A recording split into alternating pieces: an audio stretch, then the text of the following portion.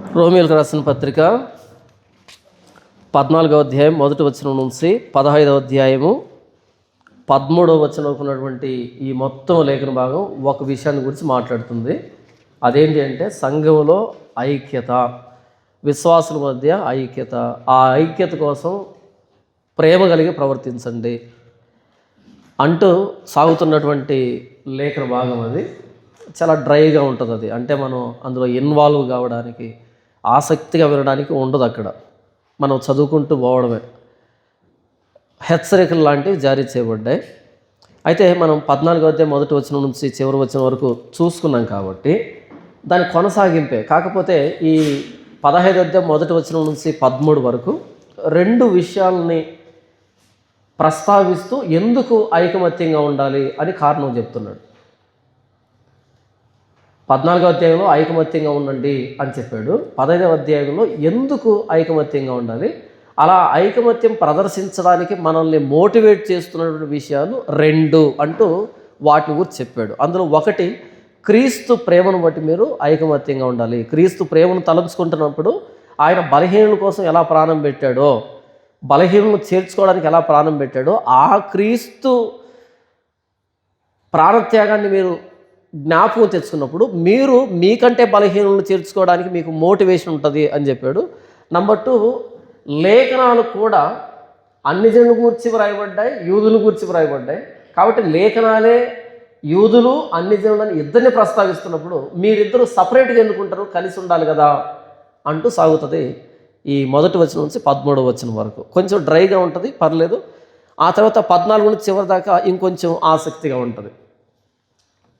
చదువుకుందాం. 1వ వచనం, కాగా బలవంతులమైన మనము మనలను మనమే సంతోషపరచుకొనక బలహీనుల దౌర్బల్యములను భరించుటకు బద్ధులమై ఉన్నాము. బలవంతులమైన మనం, అది దేవునిలో, భక్తిలో, విశ్వాసంలో, లేఖనాల విషయంలో బలవంతులంగా ఉన్నాము అంటే దాని అర్థం బలహీనుల దౌర్బల్యాన్ని భరించాలి అని. దేవుడు ఒక వ్యక్తిని ఎందుకు బలవంతుడిగా చేస్తాడు అంటే ఆ వ్యక్తిని బట్టి బలహీనులు బలపడాలి కాబట్టి. చాలా సందర్భాల్లో ఎవరైతే వాక్యం విషయంలో, క్రైస్తవం విషయంలో బలహీనులుగా ఉంటారో వాళ్ళని బలవంతులు బేర్ చేయరు. వాళ్ళని వాళ్ళ స్థాయిలోకి దిగి వెళ్ళి వాళ్ళు ఎక్కడ తొట్టుపడుతున్నారో వాళ్ళని బలపరచాలి అని అనుకోరు. అలా దిగితే మన స్థాయి తగ్గుతుందేమో, అలా అందరికీ అందుబాటులో ఉంటే మన విలువ తగ్గిపోతుందేమో, మనం కూడా వాళ్ళలాంటి వాళ్ళు అవుతామేమో, ఇంత టైం ఇస్తే మనల్ని చులకనగా చూస్తారేమో. కాబట్టి మనం దూరంగా ఉన్నప్పుడే మనకు వాల్యూ ఉంటుంది. ఎక్కువసేపు కనబడకుండా ఉంటేనే మనకు వాల్యూ ఉంటుంది. అవును. ఒక సేవకుడు వేదిక మీదకి ఎప్పుడు వస్తాడు అంటే ఇక వాక్యం స్టార్ట్ అవుతుందంటే అప్పుడు వచ్చి నిలబడతాడు. అయిపోగానే వెళ్ళి మరలా రెస్ట్ తీసుకుంటాడు. మధ్యలో ఎవరు కలవకూడదు, ఎవరు మాట్లాడకూడదు. ఆయన రెస్ట్ తీసుకుంటూ ఉంటాడు. ఎందుకు అంటే అందుబాటులో ఉన్నప్పుడు అలుసైపోతాం. అందుబాటులో ఉంటే ఏమవుతాం, అలుసైపోతాం. మనల్ని లైట్గా తీసుకుంటారు, ఆ ఇంప్రెషన్ పోతుంది. కాబట్టి ఏం చేయాలి, మనం ఒక సెలబ్రిటీ లెక్క బిహేవ్ చేయాలి. అంతేనా? ఎవరో చెప్తుంటే విన్నా నేను. ఎందుకని సెలబ్రిటీలు ఫంక్షన్కి వచ్చి భోజనం చేయకుండా వెళ్తారని ఒక షార్ట్ ఏదో చూశాను నేను. ఉదాహరణకి మీరు ఎప్పుడైనా ఏదైనా పెళ్ళికి వెళ్ళినప్పుడు చిరంజీవి కానీ, నాగార్జున కానీ, అంటే సినిమాలు చూస్తున్నారా అనకండి, కనబడుతున్నటువంటి విషయాలు, తెలిసిన విషయాలు చెప్తున్నాం. వాళ్ళు భోజనం చేస్తూ కనపడరు. మనకి కనపడతారా?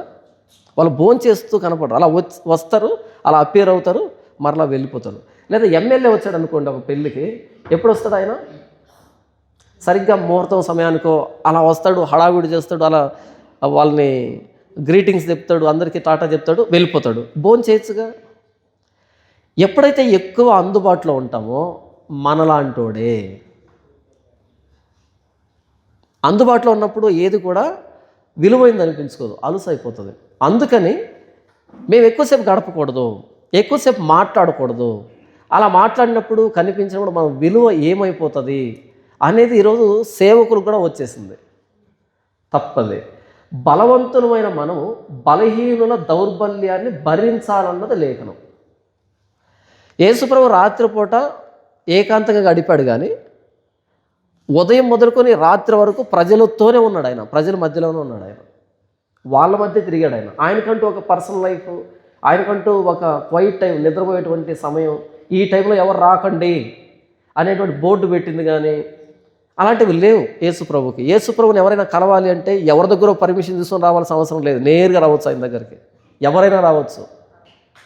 ఎవరు నా వస్త్రాన్ని ముట్టుకుంది అంటే, ప్రభువా ఇంతమంది మీద పడుతున్నారు, ఎవరు ముట్టుకున్నారని ప్రత్యేకంగా అడుగుతామేంటి అంటే, యేసుప్రభుకి చుట్టూ బ్యారికేడ్స్ లేవు, చుట్టూ రోప్స్ పట్టుకొని లేరు, చుట్టూ బౌన్సర్ లేరు, ఎవరైనా వస్తున్నారు మీద పడుతున్నారు అంటే అంత అవైలబుల్గా ఉన్నాడు ఆయన. యేసుప్రభు రెప్యుటేషన్ చాలా గొప్పదే, ఆయన పేరు ప్రఖ్యాతులు చాలా గొప్పవే. అయితే ఆయన జక్కయ్య కిందికి దిగు ఇంటికి వెళ్దాం అన్నాడు.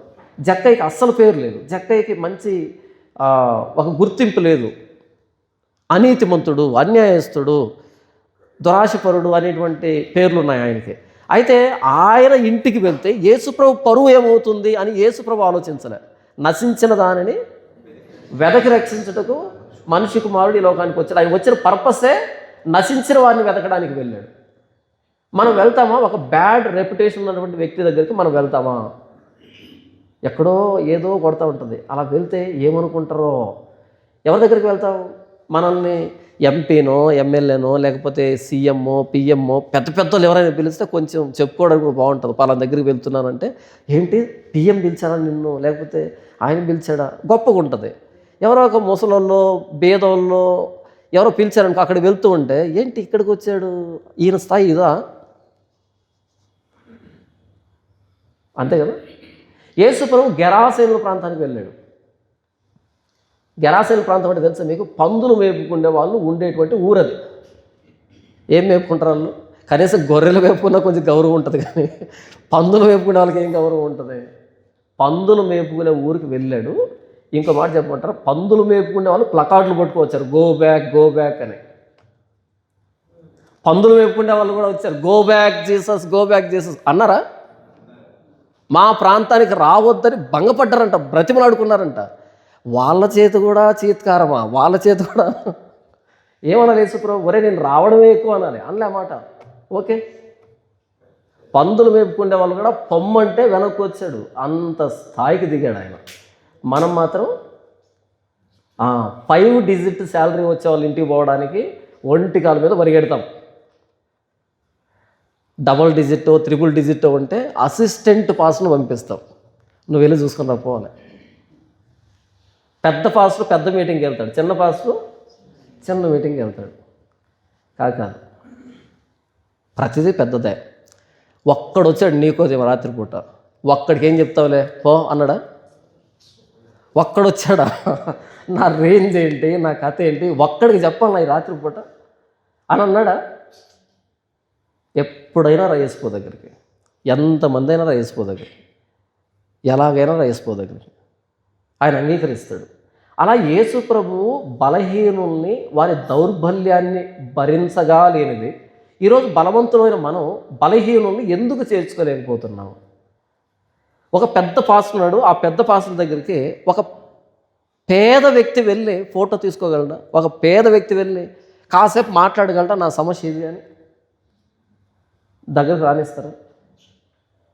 చర్చిలోనికి వివిఐపి చైర్లు వచ్చినప్పుడే పోయింది ఆ వ్యవస్థ.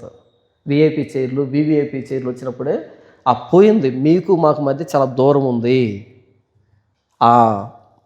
దాటి రావాలంటే చాలా కష్టం. ఈ మధ్య పాస్టర్లు ఏం చేశారు అంటే, ఇంతకుముందు ఎవరు అడిగారు ఇక్కడికి ఎక్కొచ్చా అని, ఎవరో వచ్చి అడిగారు ఎక్కొచ్చా అని. ఇది ఎక్కకూడదు. ఎందుకు ఎక్కకూడదు? ఇది బలిపీఠం. ఒరే స్వామి, దీన్ని పుల్పీట్ అంటారు, బలిపీఠం కాదు. ఇంగ్లీష్లో పుల్పీట్ అంటే చిన్న వేదిక అని, బలిపీఠం అంటే బలయ్యేది. ఎప్పుడు బలయ్యేవు నువ్వు? చచ్చిన వాళ్ళని పెట్టి కాల్చేదాన్ని బలిపీఠం అంటాం, అంటే చంపి పెట్టి కాల్చేదాన్ని బలిపీఠం అంటాం. ఎవరు బలి అవుతున్నారు ఇక్కడ? బలిపీఠం రాకూడదు. నీకు ఇంగ్లీషు రాదు, తెలుగు రాదు, అది బలిపీఠం కాదు, పుల్పీట్, చిన్న వేదిక. తెలుగులో వేదికను, ఇంగ్లీష్లో పుల్పీటను. ఇంగ్లీష్ రాక పెట్టుకున్నారు ఇది. బలిపీఠం పుల్పీట్ రెండో ఒకటి అనుకున్నారు, పుల్పీట్ అది. ఎక్కొచ్చా పుల్పీట్ అందరూ? ఎందుకు పుల్పీట్? ఎంతకి ఆ? అక్కడ నిలబడుకు మాట్లాడానుకోండి, అందరికి నేను కనపడను. ఇక్కడ నిలబడుకు మాట్లాడితే అందరు నాకు కనపడతారు, నేను అందరికి కనపడతాను, కొంచెం గంభీరంగా ఉంటుంది. అందుకు ఇది అంతే. దీన్ని అభిషేకించరు ఎవరు. అభిషేకించరా దీన్ని? పులిపేటిని అభిషేకించుంటారు. అభిషేకం దగ్గర రాకూడదు. ఇవన్నీ బ్యారియర్స్ అనమాట. మా దగ్గరకు రాకూడదు, మాతో మాట్లాడకూడదు, మాతో టైం స్పెండ్ చేయకూడదు. కానీ కానుక ఇవ్వచ్చు. ఓకే, ఈయన ఎంత బిజీగా ఉన్నా సరే, ఎంత బిజీగా రెస్ట్ తీసుకుంటున్నా సరే, అయ్యగారికి కానుక ఇవ్వాలి అనండి, టపి లోపల పంపించేస్తారు. ఏం మాట్లాడరు, వచ్చేస్తారు లోపలికి. కానుక లేకుండా కొంచెం సమస్యలో ఉన్న మాట్లాడాలంటే లేదు, అయ్యగారు ప్రార్థన చేసుకుంటున్నారు, ఆయన రెస్ట్ తీసుకుంటున్నారు అని అంటారు. ఎందుకు చెప్పాను ఇదంతా అంటే, క్రీస్తే అట్టడుగు స్థాయికి దిగితే ఆయన్ను ప్రకటించే మనం ఎందుకు పై స్థానాన్ని కోరుకుంటున్నాం?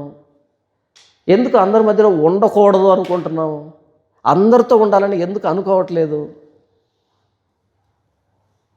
ఈరోజు అదే జరుగుతున్నది. కాదు, సేవకుడు అంటే సేవ చేసేవాడు, చేయించుకునేవాడు కాదు. డెఫినేషన్ కూడా మార్చేశారు.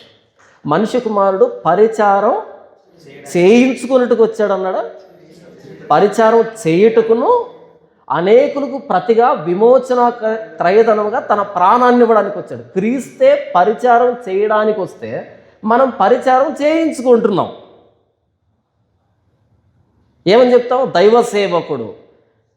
ఆయనకి అందరూ పని చేయాలి, అందరూ ఊడిగం చేయాలి ఆయనకి. అప్పుడు సేవకుడు ఎందుకు అవుతాడు? యజమాని కదా అవుతాడు. సేవ చేయించుకుంటే యజమాని అవుతాడు. సేవ చేస్తే సేవకుడు అవుతాడు.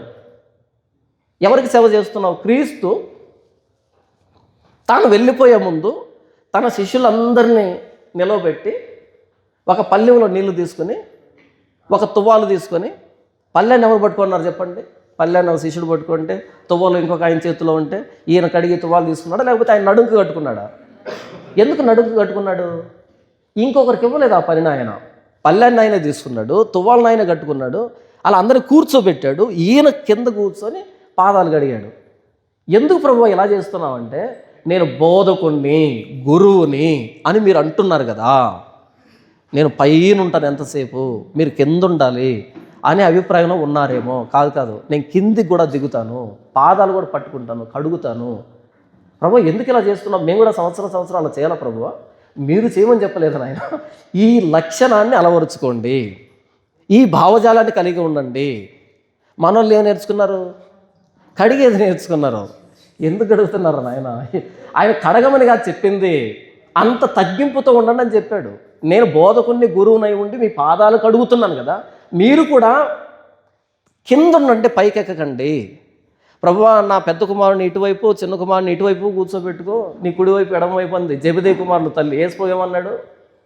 అమ్మ నువ్వు ఏమడుగుతున్నావు? నీకు అర్థం కావట్లే. నా రాజ్యం బయట లోకరాజ్యాలు అంటే అలాంటిది కాదు. ఇది బయట పెద్దవాడు కింద వారిని అజమాయిషీ చేస్తాడు. అయితే నా రాజ్యం ఎలాగుంటుందంటే, అందరికంటే కింద ఉన్నవాడు, అందరి కాళ్ళు కడిగేవాడు టాప్ పొజిషన్లో ఉన్నట్టు, పైన ఉన్నాడు కింద ఉన్నట్టు. యేసుప్రభు రాజ్యం ఏంటంటే అందరి పాదాలు కడిగేది. క్రీస్తు బలహీనుల దౌర్బల్యాన్ని భరించాలి అంటే పరలోకంలో అంటే కుదరదు, భూమి మీద దిగాలి ఆయన. భూమి మీద దిగి రాయల్ ఫ్యామిలీలో పుడితే కుదరదు. చాలా ఆయన చుట్టూ ఎవరు కూర్చున్నారు భోజనానికి? యేసుప్రభు భోజనానికి వెళ్ళి కూర్చున్నప్పుడు చుట్టూ కూర్చున్నటువంటి వ్యక్తులు ఎవరు? సుంకరులు, పాపులు, అబద్ధీకులు, మోసగాళ్ళు, త్రాగుడుబోతులు, అందరు చెడిపోయిన వాళ్ళు కూర్చున్నారు. కూర్చొని ఇస్తాడా? అలా కంఫర్ట్గా కూర్చున్నాడా, అన్కంఫర్ట్గా కూర్చున్నాడా? రేపు మీరు ఎక్కడైనా భోజనానికి వెళ్ళినప్పుడు ఇటువైపు తాగుడుబోతు వచ్చి ఇటువైపు ఒక దొంగ వచ్చి కూర్చున్నాడు అనుకో, నన్నేమనుకుంటారు అనిపిస్తుందా? అనుకుంటారు. కొంచెం ఇబ్బందిగా, నేనైతే ఇబ్బందిగానే ఫీల్ అవుతాను, ఇబ్బందిగానే ఉంటుంది. కానీ యేసుప్రభు కంఫర్టబుల్గా కూర్చుంటే అది చూసి పరిసయ్యులకు ఇబ్బంది అయిపోయింది. ఏంటి మీ బోధకుడు పాపులతోనూ సుంకరులతోనూ కూర్చున్నాడు అంటే వాళ్ళకి ఆన్సర్ లేదు. అవును కదా, ఒక ప్రవక్త అయి ఉంటే, ఒక దైవజనుడు అయి ఉంటే ఎవరితో కూర్చోవాలి? మంచి వాళ్ళతో కూర్చోవాలి. ఏంటి ఇలా కూర్చున్నాడని వాళ్ళకి ఆన్సర్ లేదు. అప్పుడు యేసుప్రభు దేని గురించి ఆలోచిస్తున్నారు? దేని గురించి ఇబ్బంది పడుతున్నారు? అప్పుడు యేసుప్రభు ఏం చెప్పాడు? ఆరోగ్యం గల వారికి వైద్యుడు అక్కర్లేదు. నేను పాపులను పిలవచ్చాను కానీ నీతిమంతులుగా తమ్ముడు తాము భ్రమపరుచుకుంటున్నటువంటి వేషధారులను పిలవడానికి రాలేదు. మీరు నీతిమంతులు అనుకుంటున్నారు పరిసయ్యులు, మీకోసం నేను రాలే. మేము పాపులు అనుకుంటున్నారే, నేను వాళ్ళ కోసం వచ్చాను. 6 సంవత్సరాలు ఎంబీబీఎస్ చదివేది ఎవరి కోసం అంటే రోగుల మధ్య నివాసం చేయడానికి. డాక్టర్లు చూస్తే భలే వింతగా ఉంటుంది. ఉదయాన్నే లేచి ఎంత టిప్ టాప్గా రెడీ అవుతారో, ప్రతిదానికి చేతులు అడుక్కుంటారు, ముంగడుకుంటారు, చాలా నీట్గా ఉంటారు. ఎక్కడుంటారా వీళ్ళంటే ఉదయం లేవగానే హాస్పిటల్కి వెళ్తే రాత్రి వచ్చేంత వరకు హాస్పిటల్లోనే ఉంటారు. ఒకడు దగ్గుతుంటాడు, ఒకడు చీత్తుంటాడు, కక్కుతుంటాడు. హాస్పిటల్ బాగుంటుందా? ఆ డోర్లో అడుగు పెట్టగానే ఎంట్రన్స్లోనే గొప్ప మనసు వాసన. అప్పుడు ఒకటే ప్రార్థన చేస్తాం, ప్రభువా జీవితంలో ఇక్కడికి రాకుండా కాపాడు ఆయన. ఎవరినైనా చూడడానికి వెళ్తాం కానీ ప్రభువా నేనైతే హాస్పిటల్ పాలు కాకూడదు, ప్లీజ్ నాయన నా పాపాలు అంటే ఇంకొక విధంగా శిక్షించు కానీ ఇలా శిక్షించొద్దు అని మీరు ప్రార్థన చేసుకుంటారా చేసుకోరా? నేనైతే చేసుకుంటాను, కానీ ఎలా నిర్ణయించో నాకు తెలియదు. ఎందుకంటే ఆ హాస్పిటల్లో వాతావరణం బాగుండదు. ఆ మందుల వాసన, స్పిరిట్ వాసన, ఆ వ్యక్తులు, ఆ నీసు వాసన, బ్లడ్ వాసన, సిరంజిల అసలు నచ్చదు కదా. కానీ వైద్యులు అక్కడే ఉండాలి. మూతికి ఎంత మాస్క్ పెట్టుకున్నా వచ్చే వాసన అదే కదా. ఎంత మాస్క్ పెట్టుకున్నా వచ్చేది అదే కదా. ఎంత క్లీన్ చేసుకున్నా పట్టుకోవాల్సింది వాళ్ళనే కదా. వైద్యుడు ఉండాల్సింది రోగుల మధ్య, పాస్టర్ ఉండాల్సింది బలహీనుల మధ్య, అవిశ్వాసుల మధ్య, అర్థం కాని వాళ్ళ మధ్య, సాధారణమైన వ్యక్తుల మధ్య. కానీ పాస్టర్ ఎక్కడున్నాడు ఇప్పుడు? సెలబ్రేట్ అయిపోయారు. కాగా బలవంతులమైన మనము మనలను మనమే సంతోషపరచుకొనక, మనల్ని మనమే సంతోషపరచుకోవడానికి దేవుడు మనల్ని బలవంతులుగా చేయలేదు. ఎందుకు చేశాడంటే బలహీనుల దౌర్బల్యములను భరించుటకు బద్ధులమై ఉన్నాము. ఇదేదో దయ చూపించండి వాళ్ళ మీద అని చెప్పట్లే, ఇది నీ బాధ్యత అని చెప్తున్నాడు. ఇది నీ బాధ్యత అని చెప్తున్నాడు. దయ చూపించు, ఏదో జాలి చేసుకొని చెప్పట్లే, నీ బాధ్యత అది, నీ డ్యూటీ అది. అందరికీ అవైలబుల్గా ఉండాలి. అది కదా పరిచర్య అంటే. ఈరోజు పరిచర్యలు లేవు. ఒకవేళ అనుమానం వచ్చి సేవకుడి దగ్గరికి వెళ్ళి, అయ్యగారు నాకు ఈ అనుమానం ఉందంటే ప్రార్థన చేసుకో, దేవుడు నీతో మాట్లాడతాడు.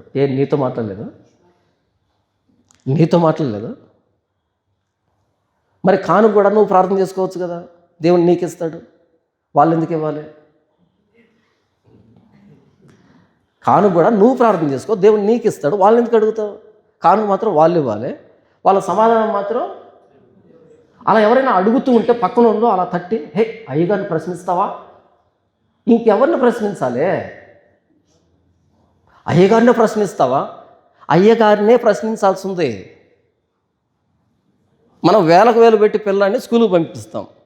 వాడికి ఏదైనా అనుమానం వచ్చి నాన్న దగ్గరకు వచ్చి, నాన్న ఇది ఎలా వచ్చిందంటే ఎవరిని అడగమంటాడు? మీ సార్ ఏం చేస్తున్నారా, మీ సార్ని ఎందుకు అడగలేదురా అంటాం. అప్పుడు మీ పిల్లాడు మా సారు చెప్పట్లేదు అన్నాడు అనుకో, మరుసటి రోజు డ్యూటీ మానేసుకొని స్కూల్కి వెళ్తావు. వెళ్తావా? వెళ్ళవా? ఎందుకు వెళ్తావు? అలా అడగొచ్చా టీచర్ని ఒక స్టూడెంట్? ఎంత అపచారం కదా. అంత పెద్ద టీచర్ని పిల్లాడు అడగొచ్చా? మరి ఒక విశ్వాసికి అనుమానం వస్తే ఎవరిని అడగాలి? అయ్యగారినే ప్రశ్నిస్తావా? అయ్యగారు కాబట్టే ప్రశ్నిస్తాం. బలహీనుల దౌర్బల్యాన్ని భరించాల్సింది బలవంతులు. ఒక వ్యక్తి బాగా చదువుకుని ప్రొఫెసర్ అయిన దేనికంటే స్టూడెంట్స్కి చెప్పడానికే, వాళ్ళకి ఎక్స్ప్లెయిన్ చేయడానికే. వాళ్ళకి ఎక్స్ప్లెయిన్ చేయనటువంటి నాలెడ్జ్ దేనికి ఆ వ్యక్తి దగ్గర? బలహీనుల దౌర్బల్యాన్ని భరించటం లేదు. మొన్న ప్రవీణ్ అన్న మరణించినప్పుడు మొత్తం ఉక్కిరి బిక్కిరి అయిపోయింది క్రైస్తవ్యం. ఉక్కిరి బిక్కిరి అయిపోయింది. ఏది నిజమో తెలియదు, ఏది అబద్ధమో తెలియదు. గందరగోళం అయిపోయింది. 10 నిమిషాలకు ఒక వీడియో, 10 నిమిషాలకు ఒక వీడియో, ఏది నిజమో తెలియట్లే. ఇప్పటికీ ఊగిసలాడుతున్నటువంటి వ్యక్తులు చాలామంది ఉన్నారు. అవునో కాదు, అవునో కాదు అనేటట్టుగా. ఎంతమంది ముందుకు వచ్చి ఆ గందరగోళాన్ని స్పష్టం చేద్దాం అని ముందుకు వచ్చారు? ముందుకు రాలే. ముందుకు రాకుండా ఎవరుకున్నారు తెలుసా? మనకెందుకు, ఎవరు ఏది నమ్మితే అది నమ్మి మనకెందుకు. మనకెందుకు అనుకునేవాడు నాయకుడు ఎలా అవుతాడు? మరి మనకెందుకు అన్నప్పుడు ముందెందుకు అరిచావు? మనకెందుకు అనుకున్నప్పుడు ముందెందుకు అరిచావు? ముందు అరిచినప్పుడు తర్వాత తెలిసినప్పుడు చెప్పాలిగా. తొందరపడి ముందే కూసాను, కానీ తెల్లారలేదని తర్వాత తెలిసింది కదా. ముందు కూస్తుంది, తర్వాత అన్న చెప్పాలి కదా, తెల్లారలేదులే సారీ అని చెప్పాలి మిగతా కోకిళ్ళకి. ఇప్పటికీ సైలెంట్గా ఉంటే తప్పు కదా. దీన్ని ఏమంటారు అంటే బలహీనుల దౌర్బల్యాలని భరించడం అంటాం. ఒక పాస్టర్ దగ్గర నుంచి స్పష్టత కోరుకుంటుంది సంఘం, ఒక నాయకుడి దగ్గర నుంచి స్పష్టత కోరుకుంటుంది సంఘం. వాళ్ళకి తెలియదు, బైబిల్ వాళ్ళు చదివితే అర్థం కాదు, వాళ్ళకి దారి చూపించే వాళ్ళు కావాలి. ఎవరి వైపు చూడాలి? మనం Q2 JPN స్టార్ట్ చేసాం, దాని కింద క్వశ్చన్స్ వస్తున్నాయి. ఇంత చిన్న క్వశ్చన్ కూడా క్వశ్చన్ ఎలా అనిపిస్తుంది నాకు, చిన్న క్వశ్చన్లో, కానీ వాళ్ళకి అది పెద్ద క్వశ్చన్. ఎవరిని అడుగుతారు వాళ్ళు? ఎవరిని అడిగితే చెప్తారు వాళ్ళు? అసలు అందుబాటులో లేరు కదా. మనం ఒక ఆప్షన్ ఇచ్చాం కాబట్టి వరుస పెడుతున్నారు. ఇక చెప్పండి. నేనేమంటున్నాను అంటే సంఘానికి కొన్ని అనుమానాలు ఉన్నాయి, వాళ్ళకు కొన్ని సమస్యలు ఉన్నాయి, కొన్ని బలహీనతలు ఉన్నాయి, వాళ్ళు ఎవరిని అడగాలి అనేదానికి బలవంతులు ముందుకు రావాలని బైబిల్ చెప్పింది. అప్పుడే సంఘంలో ఉన్నటువంటి కలవరం, కలహాలు, వివాదాలు సద్దుమణుగుతాయి. సమాధానపరచువారు ధన్యులు, వారు దేవుని కుమారులు అనబడతారు. సమాధానపరిచేదానికి పిలువబడ్డాం. ఈరోజు సమాధానపరిచే వాళ్ళు ఎక్కడున్నారు? సొమ్ము చేసుకునే వాళ్ళు ఉన్నారు. 2వ వచనం, తన పొరుగువానికి క్షేమాభివృద్ధి కలుగునట్లు మనలో ప్రతివాడును మేలైన దాని యందు సంతోషపరచవలెను. ఎవరి క్షేమాభివృద్ధి కోసం పాటుపడాలంట? బలవంతుడు పాటుపడాల్సింది ఎవరి కోసం అంట? తన పొరుగువాని క్షేమాభివృద్ధి. మన క్షేమాభివృద్ధి కోసం కాదు, పొరుగువాని క్షేమాభివృద్ధి కోసం ఎలాంటి కార్యక్రమాలు చేయాలి అని ఆలోచించాలి. కానీ మన క్షేమాభివృద్ధి కోసం పొరుగువాడిని ఎలా వాడుకోవాలి అనే కార్యక్రమాలు పెట్టకూడదు. చెప్పండి, ఆల్ నైట్ ప్రేయర్ వల్ల ఉపయోగం ఏంటి? రాత్రి మేలుకొని డే టైం నిద్రపోతారు. ఎందుకలా? రాత్రి మేలుకుంటారు, పగలు నిద్రపోతారు. దేవుడు పెట్టింది రాత్రి నిద్రపోయి పగలు మేలుకోమని కదా. అంటే ఏదో సాధించినట్టు ఆ టైంలో ఒక విధమైన ఉన్మాదం, ఒక విధమైన శాడిజం. అందరు నిద్రపోతుంటే మేము మేలుకొని ఉన్నాము, అది ఒక శాడిజం, ఉన్మాదం. నిద్ర వస్తే నిద్రపో, మెలకు వచ్చినప్పుడు ప్రార్థన చేయి, నిద్ర రాకపోతే ప్రార్థన చేయి. అంతేగాని వచ్చే నిద్ర నాకు ప్రార్థన చేస్తావు. అలా మోకరించి కాసేపు నిద్రపోతారు, కాసేపు మెలకు వస్తాయి, కాసేపు నిద్రపోతారు, కాసేపు మెలకు వస్తుంది. ఇదే కదా హోల్ నైట్ ప్రేయర్లో జరిగేది. అంటే యాక్టివ్గా మంచి ఉత్సాహంగా ఫస్ట్ 10 minutes ఉంటుంది, తెలియకుండానే నిద్రలోకి వెళ్ళిపోతాం. మళ్ళీ ఒక అర్ధగంట మెలకు వస్తున్నప్పుడు మిస్ అయిపోయింది, మళ్ళీ కంటిన్యూషన్ చేస్తాం, మళ్ళీ కాసేపు నిద్ర వచ్చేస్తుంది. ఇంత చావు ఎందుకు అంటున్నా. ఎవరిని ఉద్ధరిద్దాము, ఏంటి ఆ ఉన్మాదం అని అడుగుతున్నా. దాని బదులు over night, all night Q1 day పెట్టండి, ఎంత బాగుంటుందో, ఎంత యాక్టివ్ ఉంటారో. ఈరోజు మన చర్చిలో హోల్ నైట్ Q1 డే. మీకు ఏ సమస్య ఉన్నా, ఏ అనుమానం ఉన్నా గంట మాట్లాడండి, రండి అని పిలవండి. ఎంత యాక్టివ్గా ఉంటారో చూడండి. టీ, బిస్కెట్, సమోసా ఏం అక్కర్లే. ఇది నాలెడ్జ్ పెరుగుతుంది, వాళ్ళకు ఇంకా విశ్వాసంలో స్థిరపడతారు, ఇంకా ధైర్యం వస్తుంది కదా. కానీ హోల్ నైట్ ప్రేయర్ వల్ల ఉపయోగం ఏంటి అంటే వీళ్ళని ఎడ్యుకేట్ చేద్దాం అనేది లేదు. సంఘానికి క్షేమాభివృద్ధి, పొరుగువానికి క్షేమాభివృద్ధి లేదు ఇక్కడ.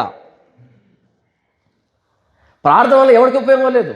నేను మాట్లాడుతున్న ప్రార్థన చేసుకోవద్దని కాదు, వీళ్ళు పెట్టే ప్రార్థన వల్ల, హోల్ నైట్ ప్రేయర్ వల్ల. ఉదయకాల ప్రార్థనలు అంట 3 గంటలు లేపుతారు. 3 గంటలు లేచి అప్పటి నుంచి టీవీ చూస్తూ ఉంటే అర్ధరాత్రి ప్రార్థనలోని శక్తి, అర్ధరాత్రి దాకా వదిలిపెట్టరు. ఎప్పుడు రా నిద్రపోవాలి. ఉదయకాల ప్రార్థన దగ్గర నుంచి స్టార్ట్ చేసి ప్రోగ్రాం. ఉదయకాల ప్రార్థన, మొదటి జాము ప్రార్థన అదేనా? మొదటి జాము ప్రార్థన దగ్గర నుంచి ప్రారంభించి ఉదయకాల ప్రార్థన, మధ్యాహ్నకాల ప్రార్థన, సాయంకాల ప్రార్థన, రాత్రికాల ప్రార్థన, అర్ధరాత్రి ప్రార్థనలోని శక్తి. నిద్రపోనివ్వరా? ఇంకేం పనులు వద్దు, ఏమొద్దు, ప్రార్థన చేస్తుండే, ఆ కెమెరా ఎదురు కూర్చోండి, ఆ స్క్రీన్ ఎదురు కూర్చొని ప్రార్థన చేస్తుండే.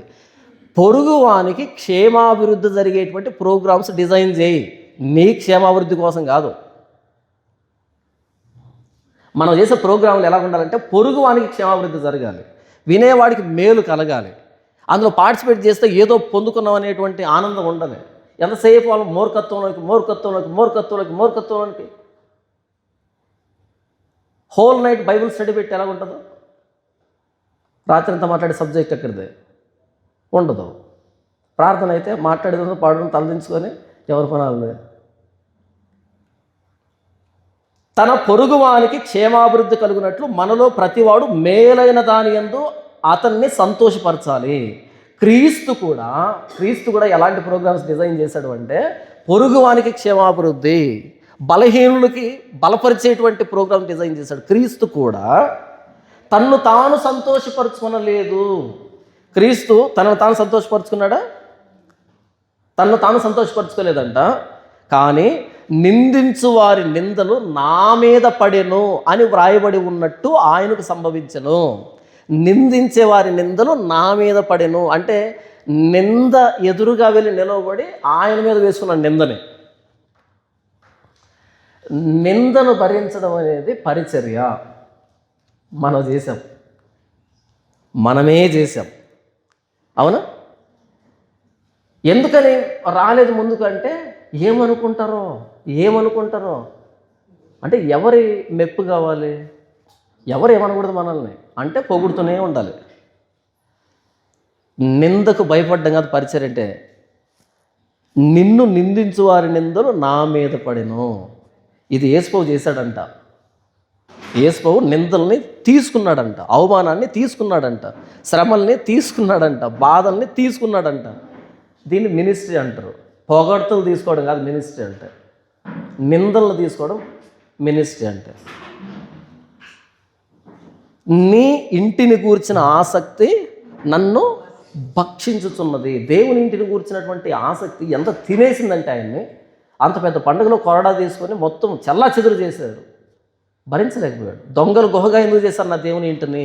ఇది ప్రార్థన ఆలయం కదా, ప్రార్థన జరగాల్సిన చోట వ్యాపారం ఏంటి? ఎక్కడుంది ఆ రోషము? అలా యేసుప్రభు కొరడాలతో వాళ్ళందరినీ తరివేస్తున్నప్పుడు ఆయన చూసి ఎంత మంచి పని చేస్తున్నాడో అని అనుకుంటారా? ఏంటి ఈయనకు మెంటల్ పట్టిందా, పిచ్చి పట్టిందా అనుకుంటారా? చెప్పండి. ఈయనకు పిచ్చి పట్టింది అని అనుకుంటారా? లేకపోతే ఎంత మంచి పని చేస్తున్నారు అనుకుంటారా? నాకు తెలిసి శిష్యులు కూడా అనుకుంటారు. తర్వాత గుర్తొచ్చింది ఏమని, ఇది పిచ్చి కాదు, దేవుని ఇంటిని గురించిన ఆసక్తి ఆయన భక్షించిందని తర్వాత వెలిగింది. అప్పుడు స్పాట్లో కాదు అది వచ్చింది. స్పాట్లో వీళ్ళు కూడా అనుకుంటారు ఎంతమంది ఆనందంగా ఉంటే ఈయనకేంటి, ఈయన ఒక్కడికే ఎందుకు అని అనిపించుంటుంది. నిందను తీసుకోవడం దేవుని పక్షాన, దేవుని సంఘం పక్షాన నిందను తీసుకోవడం. మనం నిందించబడినా పర్లే, మన తోటి వ్యక్తులు, మన పొరుగువారు నిందించబడడానికి వీలు లేదు. అది కదా పరిచర్య అంటే. ఇది నేను చెప్పట్లే, లేఖనం చెప్తుంది. 4వ వచనం, ఏలయనగా ఓర్పు వలనను లేఖనము వలని ఆదరణ వలనను మనకు నిరీక్షణ కలుగుటకై పూర్వమందు వ్రాయబడినవన్నీ మనకు బోధ కలుగు నిమిత్తం వ్రాయబడి ఉన్నవి. ఆది కాండం నుంచి మలాకి గ్రంథం వరకు వ్రాయబడిన ప్రతిదీ ఎందుకు అంటే మనకు ఓర్పు కోసం, తర్వాత నిరీక్షణ కోసం, మనకు ఆదరణ కోసం. మేమే కాదులే, మాకు ముందుండిన వారు కూడా ఇదే దారిలో వెళ్ళారు. నా నిమిత్తం జనులు మిమ్మల్ని నిందించి హింసించి అబద్ధముగా మీ మీద చెడ్డ మాటలలా పలుకున్నప్పుడు మీరు ధన్యులు. ఎందుకంటే మీకు పూర్వం ఉండిన ప్రవక్తలకు వాళ్ళు ఇలాగే చేశారు. మీరు ప్రవక్తల లిస్టులోకి వచ్చారు. ఎవరు తీసుకుంటున్నారు ఆ నిందని? పూర్వవందు రాయబడిన లేఖనాలు ఏం చెప్తున్నాయంటే సమాజానికి ఎదురెళ్ళండి. హేబేలు మొదలుకొని బరకీ కుమారుడైన జకర్యా వరకు వాళ్ళ కోసం వాళ్ళు చచ్చిపోయారా, లేకపోతే సమాజం కోసం చచ్చిపోయారా? ఆనాటి ఇశ్రాయేలు జాతిని భ్రష్టత్వం నుంచి తప్పించేదానికి చంపబడ్డారు వాళ్ళంతా. వాళ్ళ కోసం వాళ్ళు చచ్చిపోలే. బలహీనుల దౌర్బల్యాన్ని భరిస్తూ, బలవంతుడు అంటే బలహీనుల్ని భరించడానికి. 5వ వచనం, మీరు ఏకభావం గలవారై ఏకగ్రీవముగా మన ప్రభు అయిన యేసుక్రీస్తు తండ్రి యొక్క దేవుని మహిమపరచు నిమిత్తం క్రీస్తు యేసు చిత్త ప్రకారం ఒకరితో ఒకడు మనసు కలిసిన వారై ఉండునట్లు ఓర్పునకును ఆదరణకును కర్తయ్యకు దేవుడు మీకు అనుగ్రహించునుగాక. అందరూ ఏకగ్రీవంగా ఉండాలి, ఐకమత్యంగా ఉండాలి. కాబట్టి క్రీస్తు మిమ్మల్ని చేర్చుకున్న ప్రకారం దేవునికి మహిమ కలుగునట్లు మీరును ఒకరినొకడు చేర్చుకొనుడి, ఒకరినొకడు భరించండి. నేను చెప్పినదేమనగా పితరులకు చేయబడిన వాగ్దానముల విషయంలో దేవుడు సత్యవంతుడని స్థాపించుటకును అన్ని జనులు ఆయన కనికరమును గురించి దేవుని మహింపరచుటకు క్రీస్తు సున్నతిగా వారికి పరిచారకుడు ఆయను. అందు విషయమై ఈ హేతువు చేతను అన్ని జనుల్లో నిన్ను స్తుతింతును, నీ నామం సంకీర్తన చేయుదును అని వ్రాయబడి ఉన్నది. మరియు అన్ని జనులారా ఆయన ప్రజలతో సంతోషించుడి అనియు, మరియు సమస్తమైన అన్ని జనులారా ప్రభువును స్తుతించుడి, సకల ప్రజలు ఆయన్ను కొనియాడుదురుగాక అని చెప్పి ఉన్నది. మరియు యెషయా ఇలాగ చెప్పుచున్నాడు, యెషయాలో నుండి వేరుచిగురు పుట్టును, అనగా అన్ని జనులను ఏలుటకు లేచువాడు వచ్చును, ఆయన యందు అన్ని జనులు నిరీక్షణ ఉంచుదురు. ఎందుకు ఈ లేఖనాలన్నీ ప్రస్తావించాడు? ఈ లేఖనాలన్నింటిలో అన్ని జనులు అనేటువంటి మాట వ్రాయబడింది. చివరిలో యెషయాలో నుంచి వేరుచిగురు పుడుతుందంట, అనగా అన్ని జనులను ఏలుటకు లేచువాడు వస్తాడు. యెషయాలో నుంచి ఎందుకు అన్నాడు అంటే, యెషయా అంటే ఇశ్రాయేలు జాతి, ఇశ్రాయేలు 12 గోత్రాలు. అంటే యెషయా నుంచి వచ్చిన వేరుచిగురు అన్ని జనులకి పరిపాలించేటువంటి కారణమైంది, పరిపాలకుడు వచ్చాడు. కాబట్టి మీరు ఈరోజు రక్షణ పొందారు అంటే యెషయా చిగురు అంటే ఇశ్రాయేలు జాతి. ఈ యెషయాలోంచి వచ్చినటువంటి చిగురు అన్ని జనులు పరిపాలించడం అంటే ఈయన వచ్చింది అన్ని జనుల కోసం వచ్చాడు. కాబట్టి అన్ని జనులైన మీరు వీళ్ళని చూసి సంతోషపడండి, ఇశ్రాయేలుని మీరు వాళ్ళని చూసి సంతోషపడండి. ఆ క్రీస్తు ఇద్దరిని ఏకం చేస్తున్నాడు. ఈయన వచ్చింది యూదుల్లో నుంచే, కాబట్టి అన్ని జనులు యూదులకి కృతజ్ఞులై ఉండాలి. ఇలా వచ్చిన యేసు అన్ని జనులను రక్షించడానికి ప్రాణం పెట్టాడు. ఆయన ప్రాణం పెట్టేందుకు ప్రేమించిన వాళ్ళని మీరు గౌరవంగా చూడాలి. మా రక్షణకు కారణం మూలం యూదులు, కాబట్టి మీరు వీళ్ళకి రెస్పెక్ట్ ఇవ్వండి. మాలో నుంచి వచ్చిన మా యేసు ప్రభు వాళ్ళ కోసం ప్రాణం పెట్టాడు, అంటే ప్రాణం పెట్టేందుకు ప్రేమిస్తున్నా అంటే మేము వాళ్ళను గౌరవించాలి. క్రీస్తుని బట్టి ఇద్దరు ఒక్కటవ్వండి అని లేఖనాలు చెప్తున్నాయి. అది చెప్తున్నాడు అపోస్తలుడైన పౌలు. కాబట్టి గొడవలొద్దు. ఆయన మన కోసం ప్రాణం పెట్టి ఉంటే ఎందుకు గొడవ పడుతున్నారు, ఎందుకు చీలిపోతున్నారు, ఎందుకు ఏకంగా లేరు అనేది ఆయన ఆర్గ్యుమెంట్. 13వ వచనం, కాగా మీరు పరిశుద్ధాత్మ శక్తి పొంది విస్తారంగా నిరీక్షణ గలవారగుటకు నిరీక్షణకర్తయ్యకు దేవుడు విశ్వాసము ద్వారా సమస్త ఆనందంతోనూ సమాధానంతోనూ మిమ్మును నింపునుగాక. ఇది బ్లెస్సింగ్. ఇంతవరకు చెప్పాడు. 14వ అధ్యాయం 1వ వచనం నుంచి ఈ 12వ వచనం వరకు విషయాన్ని చెప్పాడు. ఐకమత్యంగా ఉండండి అనేదానికి ఎందుకు ఉండాలి, లేఖనాలు అలా చెప్తున్నాయి, క్రీస్తు అలాగే చేశాడు, కాబట్టి మీరు ఐకమత్యంగా ఉండాలి అంటూ చెప్పాడు. చెప్పి ఇప్పుడు బ్లెస్సింగ్ ఇస్తున్నాడు. అంటే ఈ సెగ్మెంట్కి ఫినిషింగ్ లైన్ అనమాట, ఒక కంక్లూజన్ ఇస్తున్నాడు, బ్లెస్ చేస్తున్నాడు, అలా ఉండండి అని చెప్తున్నాడు. ఇంతటితో ఈ వివాదం అయిపోయింది. ఈ భోజనాన్ని గూర్చి, రోజును గూర్చి, పద్ధతులను గూర్చి అలా కొట్టుకుని విడిపోతున్నటువంటి వివాదానికి తెర తీశాడు, మొత్తం తెర వేశాడు, అంతటితో ముగింపు ఇచ్చేశాడు. ఇక 14వ వచనం నుంచి 33వ వచనం వరకు 3 భాగాలు వ్రాయబడ్డాయి. ఓకే, ఇది ఒక్కొక్క భాగాన్ని మనం ఒక్కొక్క రోజు మాట్లాడుకోవచ్చు. కాకపోతే ఓవరాల్గా ఒక అవుట్లైన్ ఇచ్చేస్తున్నాం, భవిష్యత్తులో మాట్లాడుకుంటాం.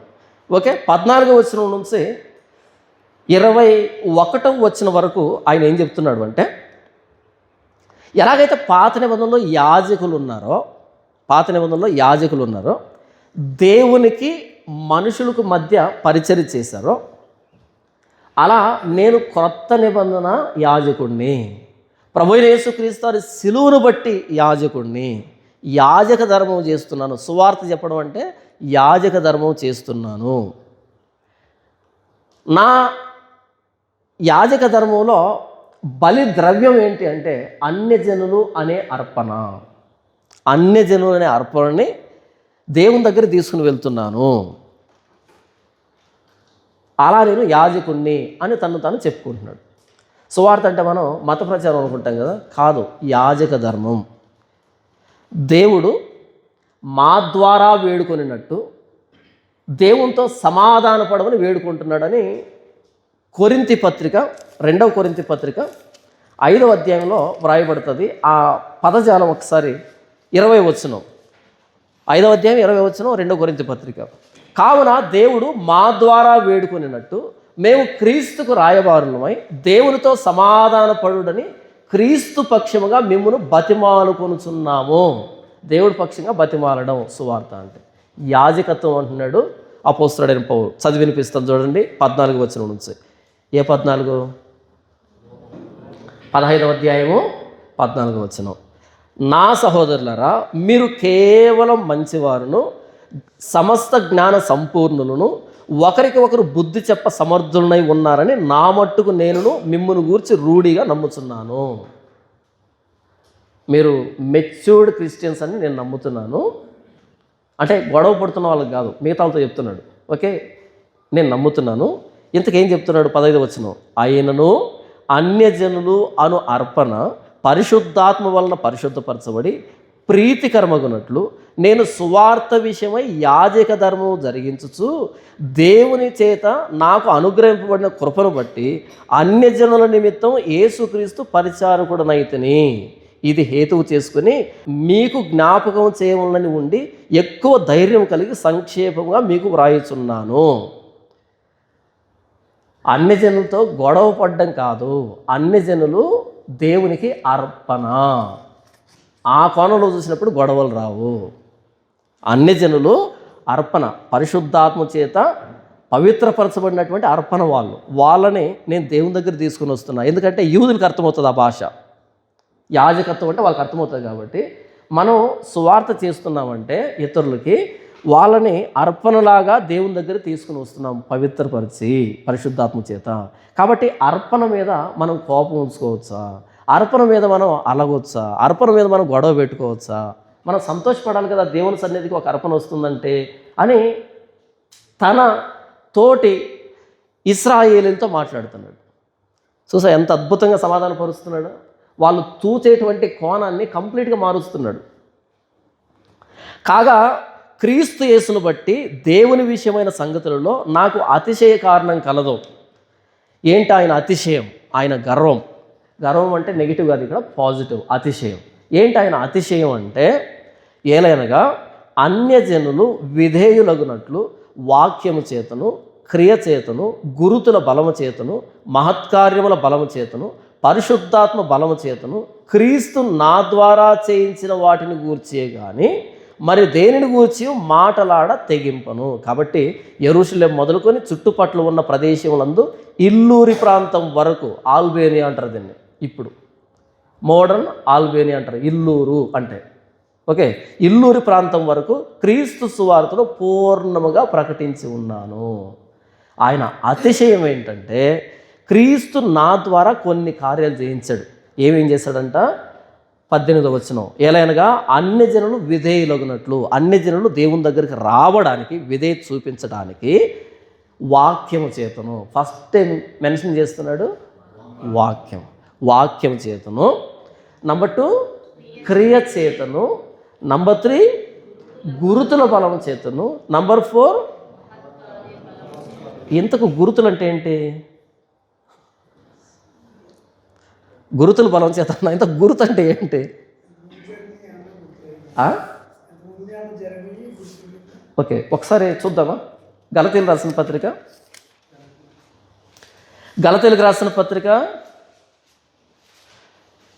6వ అధ్యాయం 17వ వచనం. నేను యేసు యొక్క ముద్రలు నా శరీరమును ధరించి ఉన్నాను.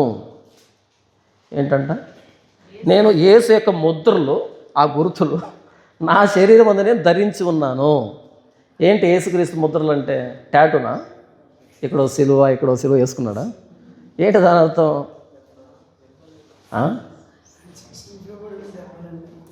ఆ గుర్తులు బలం. గుర్తులకు కూడా బలం ఉంటుందా? ఏంటి గుర్తులకు కూడా బలం ఉంటుంది, చాలా బలం ఉంటుంది. చూడండి, కొరింథీయులకు రాసిన 2వ పత్రిక 11వ అధ్యాయం. కొరింథీయులకు రాసిన 2వ పత్రిక 11వ అధ్యాయము 23 నుంచి మొదలు పెడుతున్నారు. చూడండి, వారు క్రీస్తు పరిచారకుల వెర్రివాని వల్ల మాట్లాడుతున్నాను, నేనును మరి ఎక్కువగా క్రీస్తు పరిచారకుడు. క్రీస్తు పరిచారకుడు అంటే క్వాలిఫికేషన్ చూడండి, ఇక్కడ చెప్తున్నాడు. క్రీస్తు పరిచారకుడు అంటే క్వాలిఫికేషన్ చెప్తున్నాడు. వాళ్ళకంటే ఎక్కువ క్వాలిఫికేషన్ ఉంది నాకు. ఏంటి పౌలు అంటే చెప్తున్నాడు చూడండి, మరి విశేషముగా ప్రయాసపడుతున్నాయి. ప్రయాసపడటం క్వాలిఫికేషనా? సుఖపడ్డం కదా క్వాలిఫికేషన్ అంటే. ప్రయాసపడుతున్నాయి, మరి విశేషంగా ప్రయాసపడుతున్నాయి, మరి అనేక పర్యాయంలో చెరసాల్లో ఉంటుంది. ఏంటి జైలుకి వెళ్ళడం కూడా? చెరసాల్లో ఉంటుంది, అపరిమితముగా దెబ్బలు తింటున్నాయి. ఏంటి పరిమితంగా కాదంట, పరిమితంగా దెబ్బలు తిన్నా అని చెప్పట్లే, అపరిమితంగా దెబ్బలు తిన్నాడంట. అనేక మార్లు ప్రాణాపాయాల్లో ఉంటున్నాయి. యూదుల చేత 5 మార్లు 1 తక్కువ 40 దెబ్బలు తింటున్నాయి. 3 మారు బెత్తంతో కొట్టబడుతున్నాయి, ఒకసారి రాళ్లతో కొట్టబడుతున్నాయి. ఇక చదువుకుంటూ వెళ్ళండి, చాలా పెద్ద లిస్ట్ ఉంటుంది క్వాలిఫికేషన్. ఇదంతా పరిచారకుని లక్షణాలు, క్వాలిఫికేషన్స్, సేవకుని లక్షణాలు. ఈరోజు ఎవరు కొట్టిందిలే పాడులే, చుట్టూ బౌన్సర్లు. ఎందుకు కొడతారు నిన్ను? చెప్పు, ఎందుకు కొడతారు నిన్ను? నువ్వేదైనా వాక్యం చెప్తే కొడతారు, కథలు చెప్తే ఎందుకు కొడతారు? కథలు చెప్పాను అందరూ స్వాగతిస్తారు కదా. బౌన్సర్లో ఇప్పుడు అందరికీ అదొక ట్రెండ్, ఫ్యాషన్ అయిందనమాట. ఉత్తిన వెళ్ళి వేదిక ఎక్కాడు అనుకో చిన్న పాస్టర్, అదే ముందు ఒక 5 మంది, వెనక 5 మంది చుట్టూ దేవదూతల లెక్క ఆవరించి ఉండాలి. వాక్యం చెప్పేదానికి ఎంత పెద్ద హంగామా దానికి? పాలిటీషియన్ వాళ్ళైతే ఫ్యాక్షనిస్టు. ఏమైనా బైబిల్లో ఉన్న సత్యాన్ని నిజంగానే అలా చెప్తున్నావా? ఏమీ లేదు కదా. ఎక్కడో చైనాలో ఉండేటువంటి కథని ఇంగ్లీష్లో చదివి తెలుగులో తర్జుమా చేసి చెప్తున్నావు. దీనికి ఎందుకు కొడతారు? కొట్టరు. దానికి ఎందుకు బౌన్సర్లకు అనవసరంగా జీతం ఇవ్వడం? ఇవి క్రీస్తు గుర్తులంటే ఇవి. క్రీస్తు కోసం నేను పడిన శ్రమలున్నాయే, వాటిని బట్టి అనేక మంది నమ్మారు. తిమోతి వచ్చింది అలాగే కదా.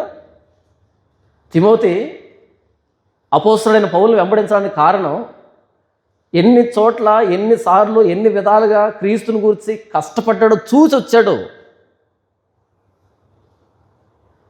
1 వాక్యం చెప్పాడంట, 2 క్రియ, వాక్యాన్ని తగినట్టుగా ప్రవర్తించాడంట. అపోస్తల కార్యంలో అంటాడు కదా, మీలో ఎవరి వెండిని కానీ బంగారాన్ని కానీ నేను ఆశించలే, ఎవరి వస్త్రాన్ని ఆశించలే, నా నిమిత్తము, నాతో ఉన్నవారి అవసరాల నిమిత్తము నా చేతులు కష్టపడ్డాయని మీకు తెలుసు కదా. ఇది క్రియ, నోటితో చెప్పడం కాదు, దాన్ని చూపించాలి. యేసు ప్రభు సేవకుడు అంటే ఎలా హుందాగా ఉంటాడో చూపించాలి. అది వాక్యం చేతను, నంబర్ 2 క్రియ చేతను, నంబర్ 3 గురుతుల బలము చేత, తర్వాత మహత్కార్యముల బలము చేత. మహత్కార్యాలు చేయించాడు. పౌలు నడికట్టును తగిలినా సరే ఆరోగ్యాలు బాగాయి, పౌలు నీడబడినా సరే చచ్చిపోయిన వాళ్ళు లేచారు, చనిపోయిన వాళ్ళు బ్రతికించాడు. ఇవి రియల్ ఈవెంట్స్ జరిగాయి. ఇవి పౌలు అద్భుతాలు మీరు చూడండి, మహత్కార్యాలు మీరు చూడండి. కడుపులో గడ్డలు లేవు ఆ లిస్టులో. నిజంగానే కడుపులో గడ్డలు, కిడ్నీలో రాళ్ళు లేవు, ఎందుకంటే అవి కనిపించవు కదా. ఆయన అద్భుతాలు ఏంటంటే రియల్గా జరిగాయి. పైనుంచి కింద పడ్డాడు, ఒకడు తూగుతూ కింద పడి చచ్చిపోయాడు, కిందకు వచ్చి లేపాడు. కనపడింది అందరికీ స్పష్టంగా కనపడింది. అలాంటి అద్భుతాలు జరుగుతాయి బైబిల్లో. ఈరోజు గడ్డ ఉందంట, వచ్చిన తర్వాత పోయిందట. ఉన్నది చూసింది ఎవరు, పోయింది చూసింది ఎవరు? ఆ రిపోర్ట్, ఇక్కడ నుంచి రిపోర్ట్ చూపెడుతున్నాను, ఏముంది అందులో? ఎవరిచ్చారు రిపోర్ట్? అది ఏమో చూపించాడుగా. రిపోర్ట్ ఎక్కడెందుకు చూపించడం? WHO చూపించు, Guinness book of the world record వస్తుంది. ఇప్పటివరకు ఎయిడ్స్ని పోగొట్టిన లేరు. నిజంగానే ఇప్పటి వరకు ఎయిడ్స్తో పోయిన వాళ్ళు ఉన్నా కానీ ఎయిడ్స్ని పోగొట్టుకున్న వాళ్ళు లేరు. ఎయిడ్స్ పోదు, కానీ నువ్వు జస్ట్ టచ్ అనగానే పోయింది. అది ఎక్కడెందుకు చెప్తున్నావు? WHO ఉంటుంది, దానికి చెప్తే నీకు Guinness book of the world record ఇస్తారు. అసలు ఏమనుకుంటున్నావు? అంత పెద్ద ఆపర్చునిటీ మిస్ చేసుకొని దశంభాగాల కోసం ఈ నాటకాలు ఎందుకు? మొన్న ఒక ఆయన పిలిచారు, ఈ వీల్ చైర్ మీద వచ్చాడు ఆయన. ఆయన కాళ్ళు బాగలేవంటాయి, ఇంత ఉన్నాయి కాళ్ళు బాగలేవంటే అంత ఉండాలబ్బా, సచ్చుగా వేలాడుతుండ. అది కాళ్ళు బాగలేకపోవడం అంటే ఇంత ఉన్నాయి కాళ్ళు.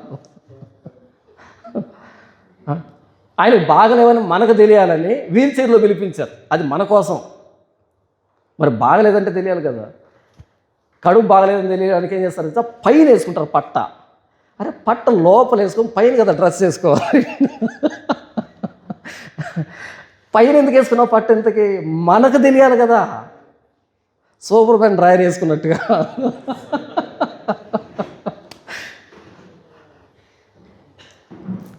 ఈ బెల్లంపల్లిలో కలవటంలో జరిగే తమాషాలు చూస్తూ ఉంటే సిగ్గు అనిపిస్తుంటుంది. మరి వీళ్ళకి అర్థం కావట్లేదా, మనకు అర్థం కావట్లేదా? పైన ఎందుకు మామూలుగా పట్ట వేసుకుంటారు చూసారా, ఆరోగ్యం బాగాలేదు. ఎక్కడ వేసుకుంటారు? లోపల వేసుకొని కనబడకుండా బయట డ్రెస్ వేసుకుంటారు. అది పట్ట వేసుకునే విధానం. ఇక్కడ ఎందుకు వేసుకుంటున్నా? పైన డబ్ల్యూఎఫ్ ఏమైనా అది వచ్చిందా? బెల్ట్ వచ్చిందా?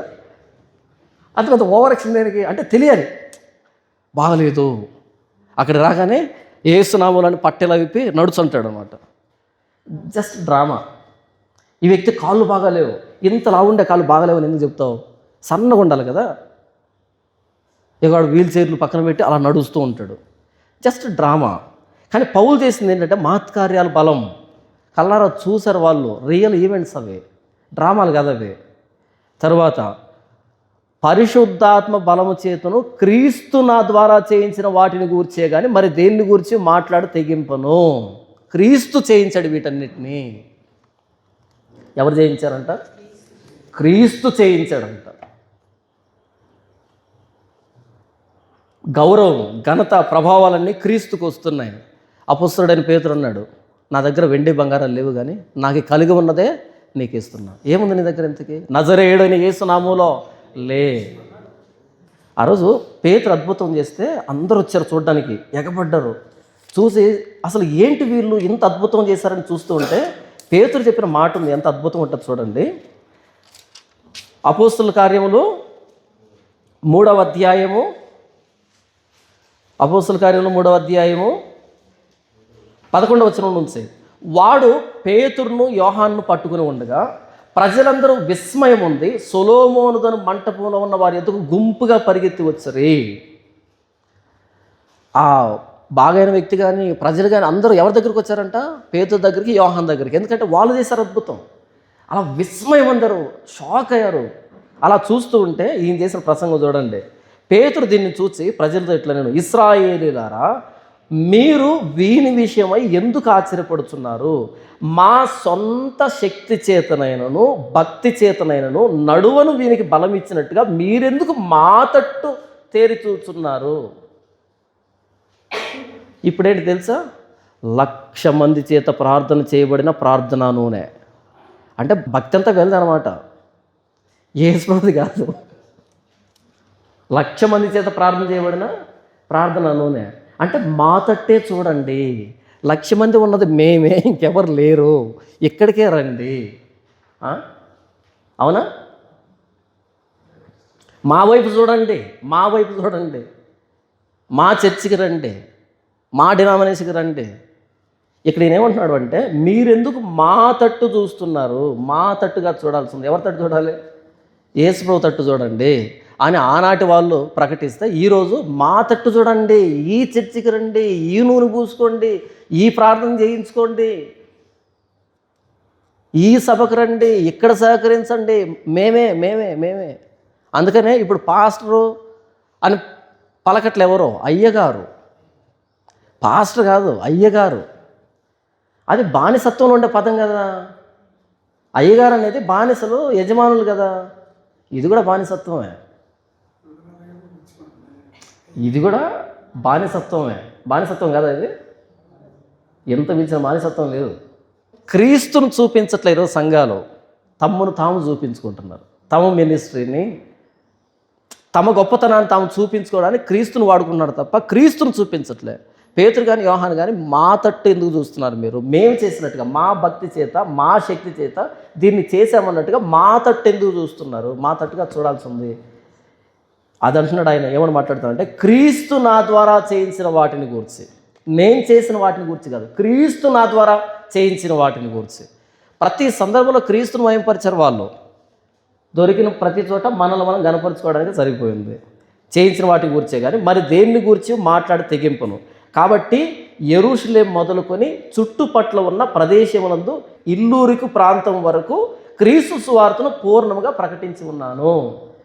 ఇంత ల్యాండ్ నేను ఎలా కవర్ చేశాను అంటే, ఈ యెరూషలేం దగ్గర నుంచి మొదలుపెట్టి ఆల్బేనియా అనేటువంటి ప్రాంతం వరకు, ఇల్లూరిక అనే ప్రాంతం వరకు ఎలా నేను పరిచర్య చేశాను అంటే, కథలు చెప్పి కాదు, వాక్ చాతుర్యాన్ని, జ్ఞానాతిశయాన్ని ఉపయోగించి కాదు, తీయటి మాటలను ఉపయోగించి కాదు. వేటిని బట్టి అంత పరిచర్య చేశాడంట ఆయన? వాక్యం చేత, క్రియ చేత, గురుతుల బలం చేత, పరిశుద్ధాత్మ చేయించినటువంటి మహత్కార్యాల చేత, క్రీస్తు ఆయన ద్వారా చేయించినటువంటి కార్యాల ద్వారా యెరూషలేం మొదలుకొని ఇల్లూరిక ప్రాంతం వరకు పూర్ణంగా సువార్త ప్రకటించాడంట. ఈరోజు చర్చి కట్టడానికి అనువైన స్థలం ఏంటి? ఎక్కడైతే టౌన్ ఉంటుందో అక్కడ పడితే చర్చి వచ్చే, ఎక్కడైతే చర్చి ఉండదో అక్కడ పడదాం, ఎక్కడైతే చర్చి ఉండదో, పరిచర్య ఉండదో, సువార్త ఉండదో అక్కడికి వెళ్ళి పడదు. ఎక్కడ పడుతుంది? ఎక్కడైతే క్రిస్టియన్ పాపులేషన్ ఎక్కువ ఉంటుందో అక్కడ పడుతుంది వచ్చి. ఎందుకని?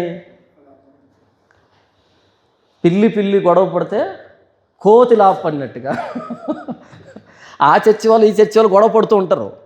వాళ్ళకి ఆప్షన్ కావాలి కదా. చర్చిలు గొడవలు జరుగుతుంటాయి, వాళ్ళకి ఆప్షన్ కావాలి కదా. ఇదిగో మనం ఉన్నాం, వచ్చేసండి,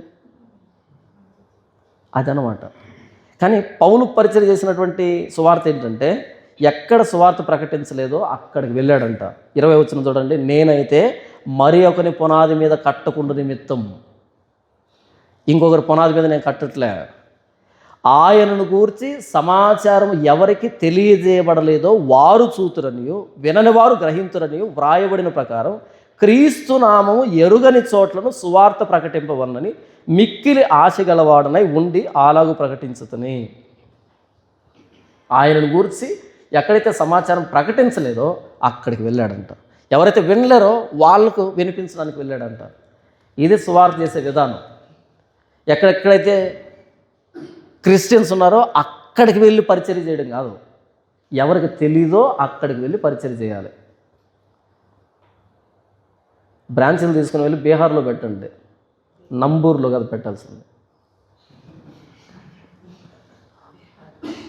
అర్థమవుతుందా? నంబూరులోనో ఒంగోలులోనో హైవే పక్కన కాదు పెట్టాల్సిన బ్రాంచీలని. బీహార్లో, ఢిల్లీలో, లేకపోతే ఉత్తరప్రదేశ్లో, వారణాసిలో అక్కడ పెట్టండి. ఆయన గురించి సమాచారం ఎక్కడ తెలియజేయబడలేదో. ఎందుకని బెల్లంపల్లి అని టచ్ అంటున్నావు? బీహార్కి వెళ్ళి టచ్ అనొచ్చు కదా. ఒకసారి ట్రై చేయరాదు, పడతారులే చూద్దాం. ఇక్కడే టచ్ అంటూ ఉంటే వీళ్ళ రక్షణ పొందుతారు. ఇక్కడ ఉన్నారు చాలామంది.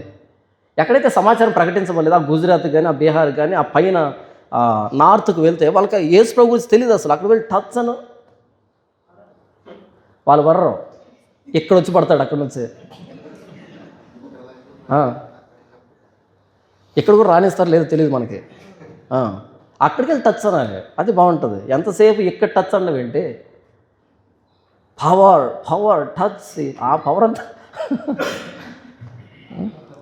అన్ని పవర్లు ఇక్కడే వచ్చాయి. అదేంటో మరి. ఆయన గురించి సమాచారం ఎవరికి తెలియజేయబడలేదో వారు చూతురనియు వినని వారు గ్రహించురనియు వ్రాయబడిన ప్రకారం క్రీస్తు నామము ఎరుగని చోట్లను సువార్తను ప్రకటింపవలని మిక్కిలి ఆశ గలవాడినై అలాగూ ప్రకటించదని. అపోస్తలుడైన పౌలు పరిచర్య చేయడానికి మోటివ్ ఏంటంటే, క్రీస్తు అన్ని చోట్ల ప్రకటించబడాలి, ఆయన గురించి వినని వాడంటూ ఉండకూడదని యెరూషలేం మొదలుకొని ఇల్లూరిక ప్రాంతం వరకు ప్రకటించాలంట ఒక్కడే. సువార్త ప్రకటించే దాంట్లో అతిశయాన్ని వెతుక్కోవాలి, కానీ సువార్త ప్రకటించే పేరుతో ఆస్తులు సంపాదించడం ఏంటి? సువార్తను ప్రకటించడమే ఆస్తి. సువార్తను ప్రకటించడమే ఆస్తి. అంటే సువార్తలో ఆస్తి సంపాదన ఉండదు, సువార్త ప్రకటించడమే ఆస్తి. ఆయనకున్నదంతా పెంటతో సమానంగా ఎంచుకున్నాడు. ఆయన లేని దాన్ని సంపాదించుకోవడానికి కాదు, ఉన్నదాన్నే వదిలిపెట్టేసి వచ్చాడు సువార్తకి. ఏ విధము చేతనైనా మృతుల్లోంచి నాకు పునరుద్ధానం కలగాలని, క్రీస్తు శ్రమంలో పాలువాడినవడం ఎలాంటిదో తెలుసుకోవడానికి, ఆయన పునరుద్ధానంలో పాలువాడు కావడానికి ఉన్నదంతా వదిలిపెట్టేసుకున్నాడు ఆయన. అలాంటి వాళ్ళు పరిచర్య చేస్తారు, కానీ సంపాదించుకోవడానికి వచ్చే వాళ్ళు ఏం పరిచర్య చేస్తారు? 22 వచ్చాం. ఇంతవరకు ఆయన పరిచర్య ఎలా చేశాడు? పరిచర్య చేసేటప్పుడు తను యాజకుడిగా భావించుకున్నాడు. తను యాజకుడిగా భావించుకున్న పరిచర్య చేసేటప్పుడు ఒక యాజకుని చూపెడతాను. సమూయేలు మొదటి గ్రంథం 12వ అధ్యాయం. సమూయేలు ఇచ్చినటువంటి ఒక స్టేట్మెంట్ ఆయన యాజకత్వాన్ని గురించి ఏమని మాట్లాడుతాడు చూద్దాం. సమూయేలు మొదటి గ్రంథం 12వ అధ్యాయము 23వ వచనం. నా మట్టుకు నేను మీ నిమిత్తం ప్రార్థన చేయటం మానుట వలన యెహోవాకు విరోధముగా పాపము చేసిన వాడనగుదును. నేను ప్రార్థన చేయడం మానేస్తే మీకోసం వాళ్ళెవరింతకి తిరుగుబాటు చేసేటువంటి ప్రజలు, మీరు తిరుగుబాటు చేస్తున్నా సరే నేను మీ నిమిత్తం ప్రార్థన చేయడం మానేశాను అనుకో, యెహోవాకు విరోధంగా పాపం చేసిన వాడిని అవుతాను. అదెందుకు అంటే యాజకుని పనే అది. యాజకుని పనే అది. యాజకుడు అంటే ప్రజల కోసం దేవుని దగ్గర మొరపెట్టేవాడు. వాళ్ళు మంచోళ్ళు అయితే కాదు, చెడ్డోళ్ళైనా సరే మొరపెట్టాల్సిందే. అది ఆయన పని. నా పని నేను చేయకపోతే నేను పాపం చేసిన వాడిని. అపోస్తలుడైన పౌలు అంటాడు, సువార్త ప్రకటించవలసిన భారం నాకు ఉంది. నేను సువార్త ప్రకటించిన వారికి, లేని వాళ్ళకి రుణస్తుని అంటాడు ఆయన. సువార్త అనేది రుణం అంటాడు ఆయన. నేను అప్పు ఇవ్వాలి వాళ్ళకి అంటాడు. అప్పు ఇచ్చే వాళ్ళకి ఎంత నమ్మకంగా ఇస్తామో అలా నేను ఇవ్వాలి. నేను అప్పు వాళ్ళకి, నాకు గృహ నిర్వాహకత్వం అప్పగించబడింది. దేవుడు నాకు ఇచ్చాడు సువార్త మర్మం. 3 సంవత్సరాలు అరేబియాలో నన్ను తర్ఫీదు చేశాడంటే నా పని నేను చేసుకోవడానికి కాదు, వాడబడ్డానికి. 3 సంవత్సరాలు అపోస్తులను పిలిచాడు అంటే తర్వాత వెళ్ళి మరలా చేపలు పడతారని కాదు, మనుషులను పట్టడానికి. మీ నిమిత్తం ప్రార్థన చేయడం నేను మానేస్తే నేను పాపం చేసిన వాడిని అవుతాను. తర్వాత అంటాడు చూడండి, అది నాకు దూరం అవును గాక, కానీ శ్రేష్టమైన చక్కని మార్గం మీకు బోధించుదును. ఇది యాజకత్వం అంటే. అపోస్తలుడైన పౌలు సువార్త ప్రకటించేప్పుడు తను యాజకుడిగా భావించాడు. ఆ వచ్చేటువంటి అన్ని జనుల్ని అర్పణగా భావించాడు. పరిశుద్ధాత్మ దేవుడు పవిత్రపరిస్తే ఆ అన్ని జనుల్ని దేవుని దగ్గర తీసుకొచ్చి అర్పిస్తున్నా అనేటట్టుగా భావించాడు. అంత ఉన్నతంగా భావించాడు కాబట్టి యెరూషలేము మొదలుకొని ఇల్లూరిక వరకు యాజకత్వం చేశాడు ఆయన. ఈరోజు సువార్త అంటే ఫార్మాలిటీ, అంతే, ఫార్మాలిటీ చేస్తాం. ఈ 14 నుంచి 21 వరకు ఆయన పరిచర్య ఎలా చేశాడు, ఏ ఉద్దేశంతో చేశాడు, ఎంత భూభాగాన్ని కవర్ చేశాడు, ఏ వచనాన్ని ఆధారం చేసుకొని, ఏ మాటను ఆధారం చేసుకొని అలా ఆయన సువార్త ప్రకటించాడు అనేటువంటి విషయాన్ని వ్రాసాడు. ఇప్పుడు 22 నుంచి 29 వరకు ఇంకొక అద్భుతమైనటువంటి పరిచర్య ఉంది. ఈ లేఖన భాగాన్ని చాలామంది ఏం చేస్తారు అంటే దశమ భాగాన్ని ముడిపెట్టుకుంటారు. దేనికి ముడిపెట్టుకుంటారు? దీన్ని దశమ భాగాన్ని ముడిపెట్టుకుంటారు. ఇది ఏంటి అన్నది మీకు అర్థం కావాలి అంటే అపోస్తలుల కార్యములు 11వ అధ్యాయము, అపోస్తలుల కార్యములు 11వ అధ్యాయము 27 నుంచి ఒక సందర్భం రాయబడింది. ఆ దినముల యందు ప్రవక్తలు యెరూషలేములో నుండి అంతియొకకు వచ్చిరి. వారిలో అగబు అను ఒకడు నిలువబడి భూలోకమంతటా గొప్ప కరువు రాబోతున్నదని ఆత్మ ద్వారా సూచించెను. అది క్లౌదీయ చక్రవర్తి కాలమందు సంభవించెను. అప్పుడు శిష్యులలో ప్రతివాడును తన శక్తి కొలది యోదయలో కాపురం ఉన్న సహోదరులకు సహాయం పంపుటకు నిశ్చయించుకొనెను. అలాగున చేసి బర్నబా, సౌలు అనువారి చేత పెద్దల ఎదుగు దాన్ని పంపిరి. ఏమని ప్రకటించాడంట ప్రవక్త అగబు వచ్చి? ప్రవక్తలు ఎవరు ప్రకటిస్తారు? నా కుడి వైపున నల్ల చీర కట్టుకున్నవాడికి దేవుడు ఉద్యోగం ఇవ్వబోతున్నాడు అని చెప్తారా? లేకపోతే ఎర్ర చీర కట్టుకున్నవాడికి గర్భఫలం లేక బాధపడుతుంది, ఏమో లావణ్య నిజమేనా అని అంటాడా? అలా అన్నావు. అలా అంటే వాళ్ళు ప్రవక్తలు గారు, బొమ్మ తేజాలు అవుతారు. ప్రవక్తలు ఏం మాట్లాడతారు అంటే ఆ రోజు భూలోకం అంతటి మీదకి గొప్ప కరువు రాబోతుందని ప్రవచనం చెప్పారంట. అది క్లౌదీయ చక్రవర్తి క్లాడియస్ టైంలో జరిగిందంట. ఎప్పుడైతే ఆయన ప్రకటించాడో దాన్ని లైట్గా తీసుకోవాలి, అందరూ సీరియస్గా తీసుకోవాలి. ఎందుకంటే ఆయన నిజమైన ప్రవక్త కాబట్టి. మొన్న నైజీరియా జోకర్ వచ్చాడా, ఏం మాట్లాడాడు? God is going to bless India అని చెప్పాడు. ఎప్పుడు, ఎలా? God is going to bless India అంటే ఎప్పుడు బ్లెస్ చేస్తాడు, ఎలా బ్లెస్ చేస్తాడు, ఎప్పుడు నెరవేర్తాడో చెప్పాలి కదా. ఆడు బ్లెస్ చేస్తాడని చెప్పే కంటే ముందు వాడి మీద కేసులు పడింది. ఇక్కడ వాడి మీద కేసు పడింది. మీటింగ్ ఒకరోజు క్యాన్సిల్ అయింది. అదేనా బ్లెస్సింగ్ అంటే? ఈరోజు ప్రవక్తలను పెట్టుకుంటున్నారు వాళ్ళ పేర్ల ముందు. ఏ పాస్టర్ పేరు ముందు అయితే ప్రవక్త అని ఉంటుందో వాడు దొంగ. ఏ పాస్టర్ పేరు ముందు అయితే అపోస్తలుడు అని ఉంటుందో వాడు దొంగ. ఇప్పుడు ప్రవక్తలు లేరు, అపోస్తులు లేరు. ప్రవక్తలు వ్రాసిన వాటిని అర్థం చేసుకుందాం, అపోస్తులు చెప్పిన వాటిని అర్థం చేసుకుందాం. మనం ప్రవక్తలే, మనం అపోస్తులం అయితే ఇవే అర్థం కాక వస్తుంటే కొత్తవి ఎక్కడ అర్థం చేసుకుందాం? ఇవే అర్థం కాలే, ప్రవక్తలు వ్రాసినవి అర్థం కాలే, అపోస్తులు చెప్పినవి అర్థం కాలే.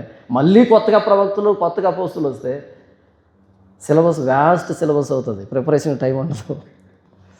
కాబట్టి ప్రవక్తల్ని అంగీకరించొద్దు. ఎవరిచ్చారు ప్రవక్త అనే బిరుదు? నువ్వు ప్రవక్తవి, ఎవడిచ్చాడు ఆ బిరుదు?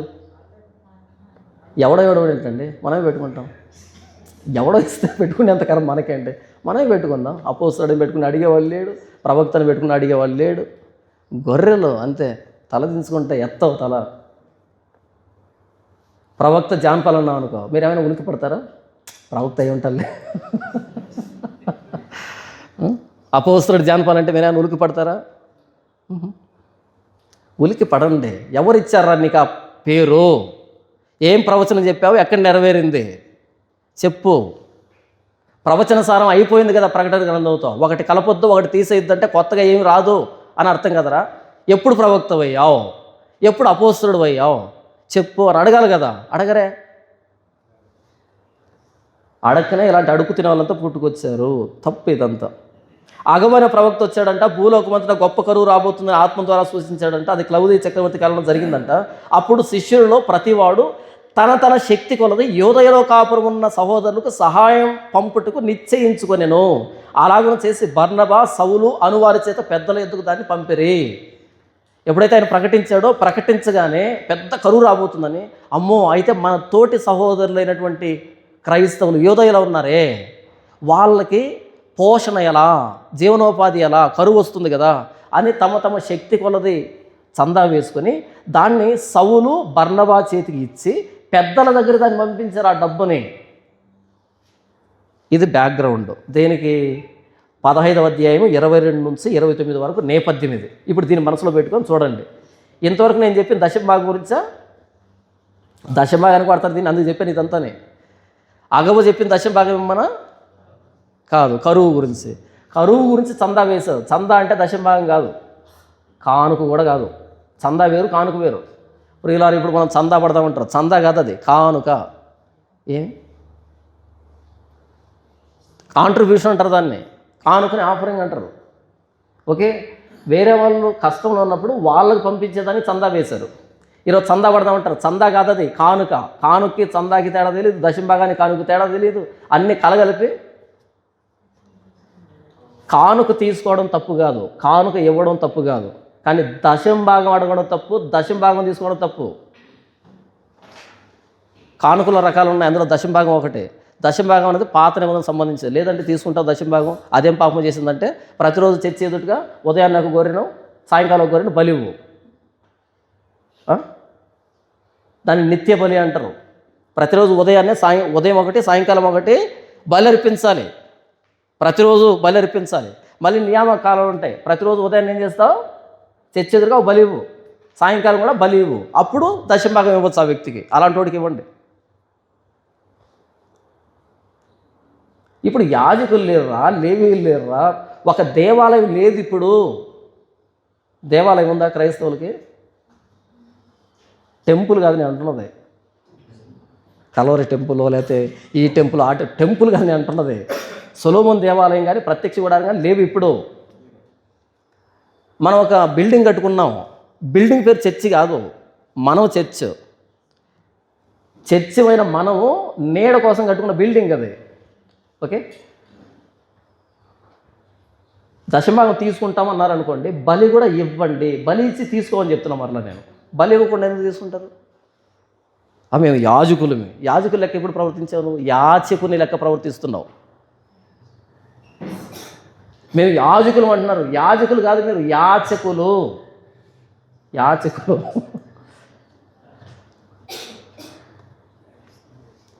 ఓకే, దశంభాగం కాదు ఇది, చందా. 22వ వచనం, ఈ హేతువు చేతను మీ యొద్దకు రాకుండా నేను అనేక పర్యాయములు ఆటంకము కలిగను. ఏ హేతువు చేత, ఏ కారణం చేత రోముకు వెళ్లకుండా ఆటంకం కలిగింది చెప్పండి? యెరూషలేం మొదలుకొని ఇల్లూరిక వరకు సంచరిస్తూ ఇక్కడ బిజీ అయిపోయి మీ దగ్గరికి రాలేకపోయాను. ఎందుకంటే ఎవరికి వినపడలేదో వాళ్ళకి చెప్పడానికి, ఎవరికి సమాచారం వెళ్ళలేదో వాళ్ళకి చెప్పడానికి బిజీ అయిపోయాను. మీకు ఆల్రెడీ చర్చ్ ఉంది కదా రూమ్లో ఆల్రెడీ చర్చ్ ఉంది కాబట్టి నేను రావాల్సిన అక్కర్లేదు. ఎందుకంటే ఆల్రెడీ ఉన్న చర్చికి వచ్చి నేనేం చెప్పాలి?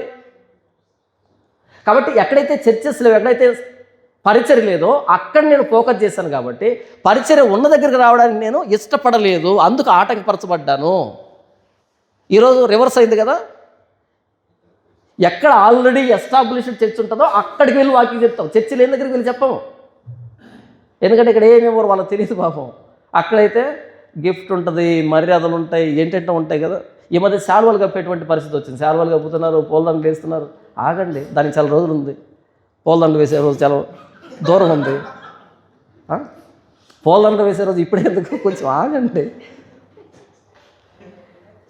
ఈ హేతువు చేతును మీ ఎద్దకు రాకుండా నాకు అనేక పర్యావరణ ఆటంకం కలిగాను. ఇప్పుడైతే ఈ ప్రదేశంలో నేను ఇక సంచరించవలసిన భాగము లేదు కనుక, ఇది కదా అకంప్లిష్మెంట్ అంటే.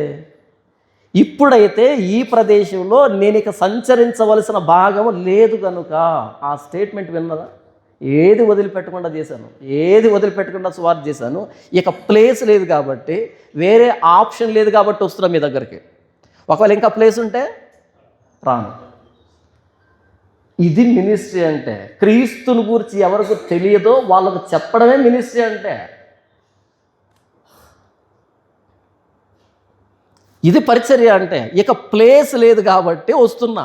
ప్లేస్ ఉంటే రాను, ఎంత భంగపడినా రాను. ప్లేస్ లేదు కాబట్టి వస్తున్నా. ఆ పదప్రయోగం చూడండి. ఇప్పుడైతే ఈ ప్రదేశంలో నేను ఇక సంచరింపవలసిన భాగము లేదు గనుక అనేక సంవత్సరముల నుండి మీ వద్దకు రావాలని మిక్కిలి అపేక్ష కలిగి నేను స్పెయిన్ దేశమునకు వెళ్ళినప్పుడు మార్గంలో మిమ్మల్ని చూసి మొదట మీ సహవాసం వలన కొంత మట్టుకు సంతృప్తి పొంది మీ చేత అక్కడికి సాగనంపబడుతుందని నిరీక్షిస్తున్నాను. ఇది కాంప్లెక్స్గా ఉంది, కొంచెం విడదీస్తాను. ఆయన ఏమంటున్నాడంటే అనేక సంవత్సరాల నుంచి మీ వద్దకు రావాలని మిక్కిలి అపేక్ష కలిగి. చాలా సంవత్సరాల నుంచి ఈయనకి ఏముంది, రోమ్లో పెద్ద సంఘం ఉందంటే ఒక్కసారి వెళ్ళి వాళ్ళని చూడాలి అని ఉందంట లోపల. కానీ వెళ్ళలే. రోమ్లో చర్చ్ ఉంది, సంఘం ఉంది, పెద్ద సంఘం ఉంది. అయితే అక్కడికి వెళ్ళాలి అంటే ఎందుకు వెళ్ళాలి? ఉన్న దగ్గరికి ఫస్ట్ నా మినిస్ట్రీ ఇంపార్టెంట్, నాకు ముందు ఇది చేస్తూ ఉన్నాడు. లోపల ఆశ అయితే ఉంది, లోపల ఆశ అయితే ఉంది. ఒకసారి ఆ సంఘాన్ని చూడాలి, వాళ్ళ పరిస్థితులు చూడాలి, వాళ్ళతో మాట్లాడాలి ఉంది లోపల. కానీ వెళ్ళడానికి ఆయన టైం లేదు, ఇంట్రెస్ట్ లేదు. ఇక్కడ పరిచర్య ఉంది. అయితే ఈసారి వెళ్తున్నాడంట. ఎందుకు వెళ్తున్నాడు చూడండి. రోమును చూడడానికి వెళ్తున్నాడా? రోములో నిలవబడి కాసేపు ఉండి తర్వాత రోమును ఆధారం చేసుకొని స్పెయిన్కి వెళ్ళాలనుకుంటున్నాడా? అంటే రోమ్ మీద ముచ్చటతో వెళ్ళట్లయినా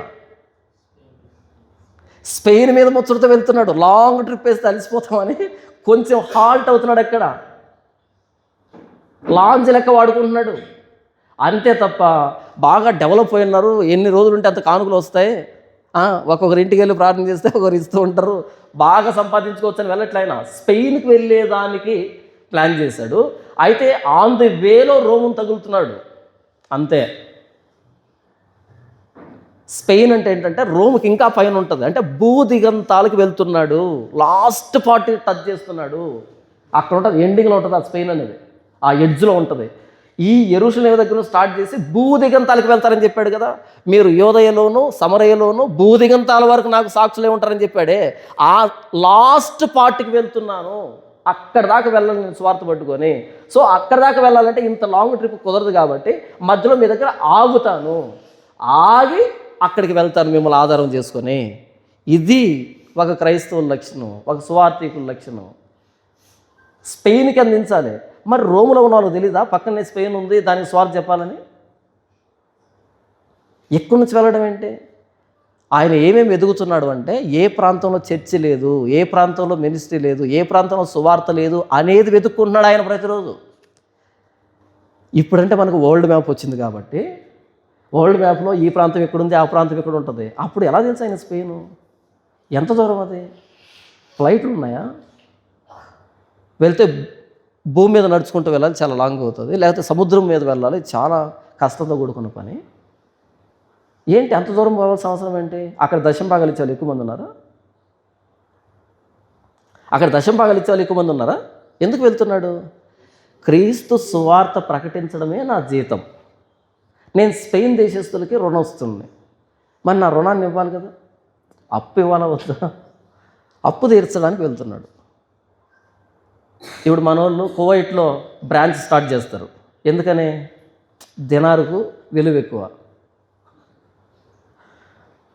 కదా. కువైట్లో బ్రాంచ్, లేకపోతే దుబాయ్లో బ్రాంచ్ పెట్టాల్సిన సౌదీ అరేబియాలో. కువైట్లో క్రిస్టియన్స్ ఉన్నారు, దుబాయ్లో క్రిస్టియన్స్ ఉన్నారు. ఓకే, ఇవి కొంచెం లిబరల్గా ఉంటాయి. పెట్టాల్సింది ఎక్కడ? ఫ్లాగ్లోనే కత్తి పెట్టుంటారు వాళ్ళు. వాళ్ళ ఫ్లాగ్లోనే కత్తి ఉంటుంది అంతే. ఇలా ఇలా ఇలా బ్రాంచ్ ఒకటి తీసుకుని వెళ్ళి సౌదీ అరేబియాలో పెట్టండి అబ్బా. అంత ఆత్మపూర్ణులు, ప్రార్థనాపరులు అక్కడ పెట్టండి. ఇరాక్లో పెట్టండి ఒకసారి. అర్థం కాలే. నార్త్ కొరియాలో పెట్టండి. అక్కడ బెటరే. పౌలు చేసిన పరిచర్య ఏంటంటే స్పెయిన్కి వెళ్తున్నాడు. స్పెయిన్ అంటే ఏమనుకుంటున్నారు? తార్షీసు. యోనా వెళ్ళాడే, నేను వెళ్ళను, నేను పరిచర్య చేయనని అటు మోమాటోతో వెళ్ళాడు కదా, ముఖం మార్చుకొని. అది ఆ స్పెయిన్కి వెళ్తున్నాడు ఈయన. తప్పించుకోం కాదు, పరిచర్య చేయడానికి వెళ్తున్నాడు. పరిచర్య చేయాల్సి ఉంది. ఎక్కడైతే పరిచర్య లేదో అక్కడ చేయాలి. వర్షం పడాల్సి ఉంది సముద్రం మీద కాదు, బీడు భూముల మీద, బంజరు భూముల మీద వర్షం పడాల్సింది. ఎక్కడ? ఆ బంజరు భూముల మీద పడాలి వర్షం. మొత్తం అంతా వెళ్ళి పసిఫిక్ మహాసముద్రంలో పడుతుంది. ఎవరికి ఉపయోగం? తర్వాత 25వ వచనం, అయితే ఇప్పుడు ఎందుకు ఆలస్యం అవుతుంది, వెంటనే రావచ్చు కదా మరలా అంటారని. అయితే ఇప్పుడు పరిశుద్ధుల కొరకు పరిచర్య చేయొచ్చు యెరూషలేమునకు వెళ్ళుచున్నాను. Back to యెరూషలేం. ఎక్కడి నుంచి? ఇల్లూరుకు నుంచి బ్యాక్ వెళ్తున్నా, ఇటు రావట్లేదు. ఎందుకు అంటే ఇంకొక పరిచర్య అందుకున్నాడు. అదేంటంటే ఏలైనగా యెరూషలేములో ఉన్న పరిశుద్ధులలో బీదలైన వారి నిమిత్తము మాసిదోనియా వారును అకయ వారును కొంత సొమ్ము చందా వేయ ఇష్టపడిరి. అగబు చెప్పినటువంటి మాటలను బట్టి వాళ్ళు చందా వేశారు, మాసిదోనియా వాళ్ళు, అకయ వాళ్ళు. ఆ చందా తీసుకొని వెనక్కి వస్తున్నాడు బీదలకు ఇవ్వడానికి వెనక్కి వస్తున్నాడు. బీదల దగ్గర, రైల్వే స్టేషన్లో అడుక్కు తినే వాళ్ళ దగ్గర కూడా దశమ భాగం తీసుకోవడానికి కాదు ఆయన వస్తున్నది. రైల్వే స్టేషన్ దగ్గర అడుక్కు తినే వాళ్ళ దగ్గర దశమ భాగం తీసుకుంటారు, గుడి దగ్గర అడుక్కు తినే వాళ్ళ దగ్గర దశమ భాగం తీసుకుంటారు. బీదల దగ్గర దశమ భాగం తీసుకోవడం సిగ్గు అనిపించాలి కొంచెం కూడా. బీదలకు ఇవ్వాలి కదా, బీదలకు ఇవ్వడానికి వెళ్తున్నాడు, బ్యాక్ వెళ్తున్నాడు. మనం కొరింథీ పత్రికలో చూస్తాం, ఆయన మాట్లాడతాడు, ఈ చందా గురించి మాట్లాడతాడు. అది చెప్పేటప్పుడు ఎక్స్ప్లెయిన్ చేస్తాను. యెరూషలేములో ఉన్న పరిశుద్ధుల్లో బీదలైన వారి నిమిత్తం మాసిదోనియా వారును అకయ వారును కొంత సొమ్ము చందా వేయ ఇష్టపడిరి. అవును, వారు ఇష్టపడి దాన్ని చేసిరి. వారు వీరికి రుణస్థులు. ఎట్లనగా అన్యజనులు వీరి ఆత్మ సంబంధమైన విషయంలో పాలివారై ఉన్నారు కనుక శరీర సంబంధమైన విషయంలో వీరికి సహాయం చేయ బద్దులై ఉన్నారు. మళ్ళీ ఇద్దరిని కలిపేటువంటి పని చెప్తున్నాడు, మళ్ళీ ఇద్దరిని కలిపేటువంటి పని చేస్తున్నాడు. అదేంటి?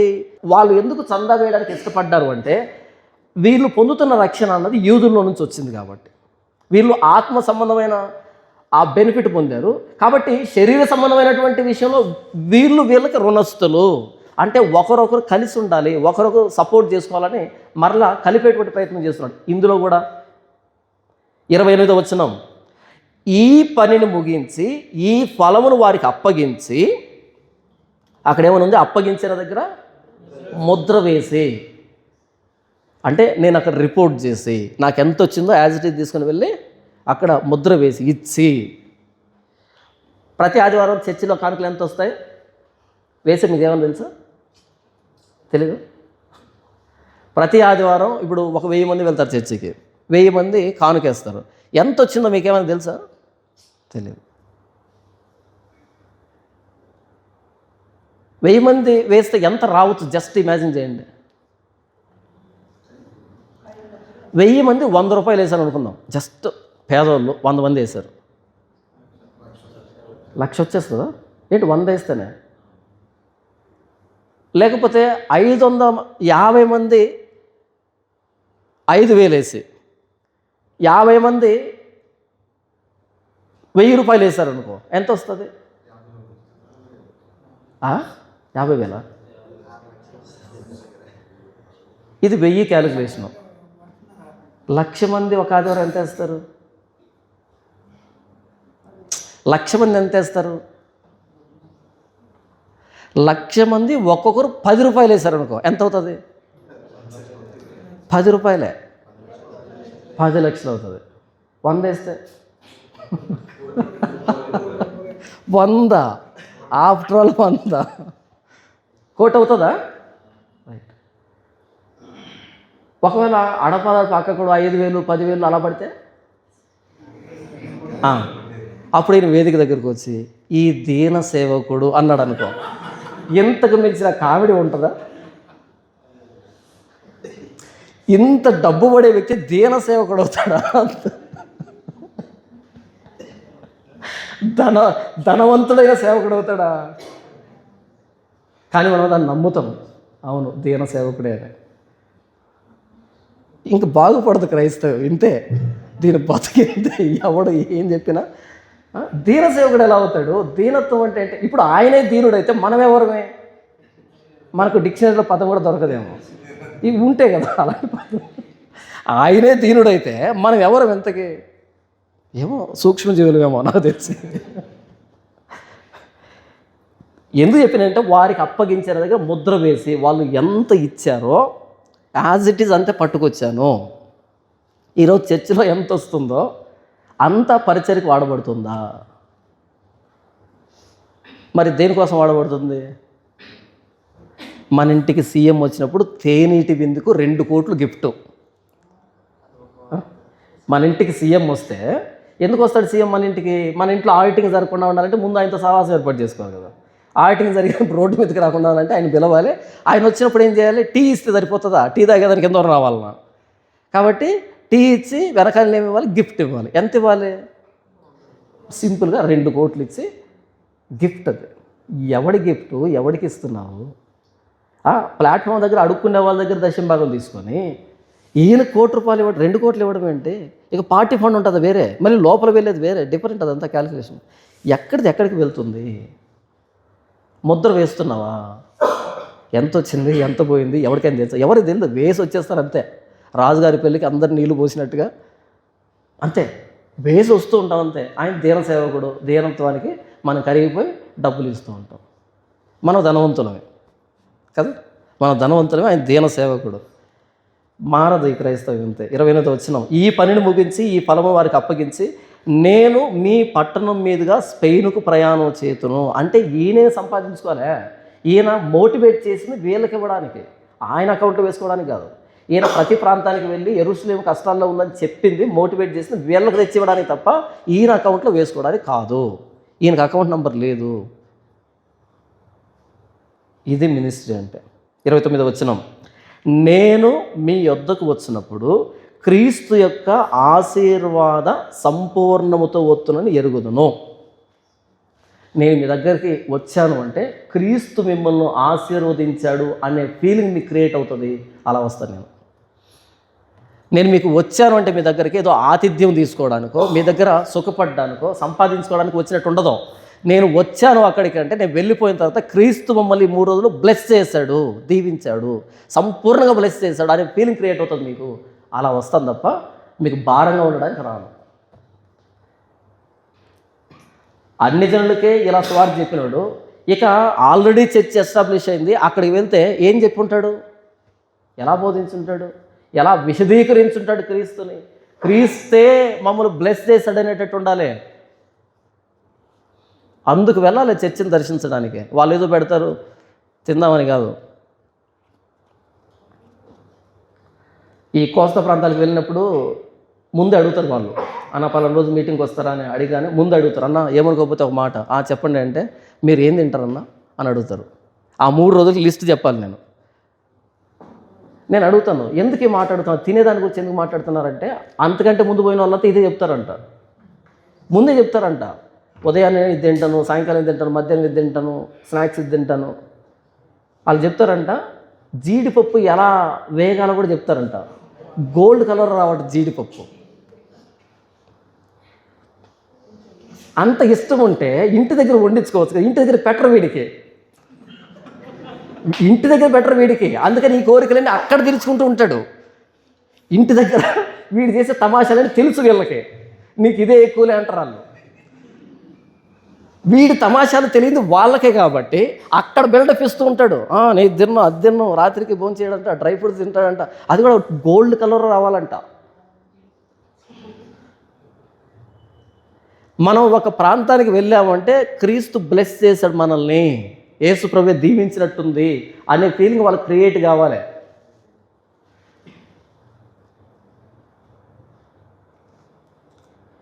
ఇది రెండవ భాగం అయిపోయింది. అంటే సందాన్ని గూర్చినటువంటి రెండవ భాగం అయిపోయింది. అందుకని ఆలస్యం అవుతుంది, వస్తాను మీ దగ్గరికి. అది కూడా స్పెయిన్కి వెళ్ళేటువంటి దారిలో వస్తాను. అది కూడా వచ్చినప్పుడు నేను మీకు భారంగా ఉండను, మీ దగ్గర సంపాదించుకోవడానికి రాను. నేను మిమ్మల్ని క్రీస్తు బ్లెస్ చేసినట్టుగా, క్రీస్తు బ్లెస్సింగ్ లాగా ఉండడానికి వస్తున్నాను అని చెప్పాడు. అంతే. 30 వచనం నుంచి 33 వరకు ప్రార్థన కోరుతున్నాడు. ఈ రోమాలో ఉన్నటువంటి ఇరువురిని, అటు యూదుల్ని అన్ని జనుల్ని ప్రార్థన కోరుతున్నాడు. ఎందుకని ప్రార్థన కోరుతున్నాడు? మన వాళ్ళు కూడా ప్రార్థన కోరుతారు. దేనికోసమని? ఒక మెడికల్ కాలేజ్ కట్టించాలనుకుంటున్నాం, ప్రార్థనలు జ్ఞాపకం చేసుకోండి. ప్రార్థన చేస్తే మెడికల్ కాలేజ్ వస్తుందా? పదే పదే మీరు దాన్ని స్మరించుకుంటూ ఉంటే డబ్బు వచ్చినప్పుడు మనకి ఇస్తారని. పదే పదే దీన్ని స్మరించుకుంటున్నారనుకో, ఒకరికొక డబ్బు వస్తుంది, అది మాకిస్తారని. ఈయన కూడా ప్రార్థన అడుగుతున్నాడు, మెడికల్ కాలేజ్ కోసమో, లేకపోతే అనాథాశ్రమం కోసమో, లేకపోతే కొత్త చర్చి కోసమో, దేనికోసం చూద్దాం. సహోదరులారా, నేను యోదయలో ఉన్న అవిధేయుల చేతుల్లో నుండి తప్పించబడి, అసలు పోవడం ఎందుకు యోదయకి? అవిధేయులు యోదయలో ఉన్నారు, నన్ను పట్టుకుంటారు, కొడతారు, ఏంటంటే చేస్తారు తెలిసినప్పుడు పోవడం ఎందుకు? డబ్బు ఇవ్వాలి, వాళ్ళకు డబ్బు ఇవ్వాలి. ఇంకొకరి దగ్గర పంపించవచ్చు కదా. లేదు, ఈ పరిచర్య నేను మాత్రమే చేయగలను, నేను డబ్బు ఇవ్వడానికి వెళ్తున్నా. అక్కడ వెళ్ళిన తర్వాత నాకు సంభవించబోయేటువంటి శ్రమలన్నీ అగబై ప్రవర్తిస్తాడు. అగబైన వ్యక్తే ప్రవచిస్తాడు. నడికట్టు కలిగిన వ్యక్తిని ఇలా బంధిస్తారు, ఇలా శ్రమ పడతాడని ఆయన ప్రవచనం చెప్తే మిగతా వాళ్ళంతా ఏడుస్తారు. వద్దు పౌలా, వెళ్ళొద్దు వెళ్ళొద్దు అంటే ఈయన అంటాడు, మీరెందుకు ఏడ్చి నా గుండెని బద్దలు చేస్తున్నారు? క్రీస్తు నిమిత్తం నేను చావడానికి కూడా సిద్ధమే అని చెప్తాడు. అక్కడికి వాళ్ళతో చెప్తాడు. వాళ్ళు ఇక ఇదే చివరిసారికి మీదట మీరు నన్ను చూడరు, నేను మిమ్మల్ని చూడని చెప్పగానే మెడ మీద పడి ఏడుస్తారు వాళ్ళు. ప్రతి పట్టణంలో ఆయన కోసం శ్రమలు, బంధకాలు ఎలా కాచుకొని ఉన్నాయో తెలుసు ఆయనకి. తెలియకుండా వెళ్ళి ట్రాప్లో పడలే, తెలిసి కావాలని వెళ్ళాడు. ఎందుకని? నిన్ను బట్టి దినమెల్లా వధించబడిన వారము, వదకు సిద్ధమైన గొర్రెలము. క్రీస్తు నిమిత్తం శ్రమ అనుభవించడం పిలువబడ్డ క్రీస్తు నిమిత్తం శ్రమ అనుభవించడం మాకు అనుగ్రహించబడింది, మేము దాని పాత్రులమే అని తెలిసి వెళ్ళాడు ఆయన. అందుకు ప్రార్థన పెడతాడు. చూడండి సహోదరులారా, నేను యోదయలో ఉన్న అవిధేయుల చేతిలో నుండి తప్పించబడి యెరూషలేములో చేయవలసి ఉన్న ఈ పరిచర్య పరిశుద్ధులకు ప్రీతికరమగునట్లును నేను దేవుని చిత్తము వలన సంతోషముతో మీ యొద్దకు వచ్చి, రోముకి మీ యొద్దకు వచ్చి మీతో కలిసి విశ్రాంతి పొందినట్లును మీరు నా కొరకు దేవునికి చేయి ప్రార్థన యందు నాతో కలిసి పోరాడవలనని. ఈయన ప్రార్థన చేస్తున్నాడు, తప్పించమని కాదు. ఆ చిక్కుకున్నప్పుడు ఎలా భరించాలో తెలుసు. ఆయన బంధిస్తారని, శ్రమలు కాచుకొని ఉన్నాయని, ఎలా భరించాలి పోరాడవలనని మన ప్రభు అయిన యేసుక్రీస్తును బట్టి ఆత్మ వలన ప్రేమను బట్టి మిమ్మల్ని బతిమాలుకొనుచున్నాను. ఒకసారి ఈయన శ్రమలు ఎలా ఉన్నాయి, ఎంతమంది కనిపెట్టుకుని ఉన్నారు, కాచుకుని ఉన్నారు అన్నది చూద్దాం. అపోస్తలుల కార్యములు 21వ అధ్యాయం 27వ వచనం. 7 దినములు కావచ్చినప్పుడు ఆసీనుడు వచ్చిన యూదులు దేవాలయంలో అతన్ని చూచి సమూహం అంతటిని కలవరపరిచి అతన్ని బలవంతంగా పట్టుకొని, ఇశ్రాయేలీయులారా సహాయం చేయరండి, ప్రజలకును ధర్మశాస్త్రముకును ఈ స్థలమునకు విరోధముగా అందరికీ అంతటను బోధించుతున్నవాడు వీడే, మరియు వీడు గ్రీసు దేశస్తులను దేవాలయం తీసుకుని వచ్చి ఈ పరిశుద్ధ స్థలమును అపవిత్రపరిచి ఉన్నాడని కేకలు వేసిరి. ఎప్పుడైతే దేవాలయం కనబడ్డాడో ఒక్కసారిగా పట్టేస్తున్నారు ఆయన్ని. ఊహించండి ఒకసారి ఆ క్రౌడ్ ఎలా ఉంటుందో, వాళ్ళ మాటలు ఎలా ఉంటాయో. ఒక్కరిని పట్టుకొని దొరికాడు. మోస్ట్ వాంటెడ్ క్రిమినల్ ఆయన ఆ రోజుల్లో. అలా దొరికాడంట. దొరికితే మీకు 23వ అధ్యాయము 12వ వచనం. ఉదయం అయినప్పుడు ఈయన యాక్చువల్గా ట్రైల్కి వెళ్తున్నాడు. ట్రైల్ అంటే ఏంటంటే ఇది విచారించబడ్డానికి న్యాయాధిపతుల దగ్గరికి వెళ్తున్నాడు, ఆయన తీసుకుని పోబడుతున్నాడు. అయితే వీడిని అక్కడ తీసుకుని వెళ్ళి విచారించి, ఇక్కడ తీసుకొచ్చి విచారించి, అక్కడ తీసుకెళ్ళి విచారించి మాకు ఓపిక లేదు. అలా చట్టపరంగా వాడికి శిక్ష పడితే మాకు అంత ఓపిక లేదు. వాడిని మా చేతులతో చంపాలి. అర్థమవుతుందా? చట్టపరంగా శిక్షించబడ్డం, చెరసాల్లో వేయడం మా పాయింట్ కాదు, వాడిని మా చేతులతో చంపాలి. కాబట్టి ఒక ప్లాన్ వేసుకున్నారంట. ఇక్కడ నుంచి బయలుదేరి ఇలా తీసుకుని వెళ్తారు కదా, అక్కడికి ఈ మధ్యలో చంపాలి ఆ వ్యక్తిని ప్లాన్ వేసుకున్నారు. 23వ అధ్యాయము 12వ వచనం. ఉదయం అయినప్పుడు యూదులు కట్టుకట్టి తాము పౌలును చంపు వరకు అన్నపానమును పుచ్చుకొనమని ఒట్టు పెట్టుకొనిరి.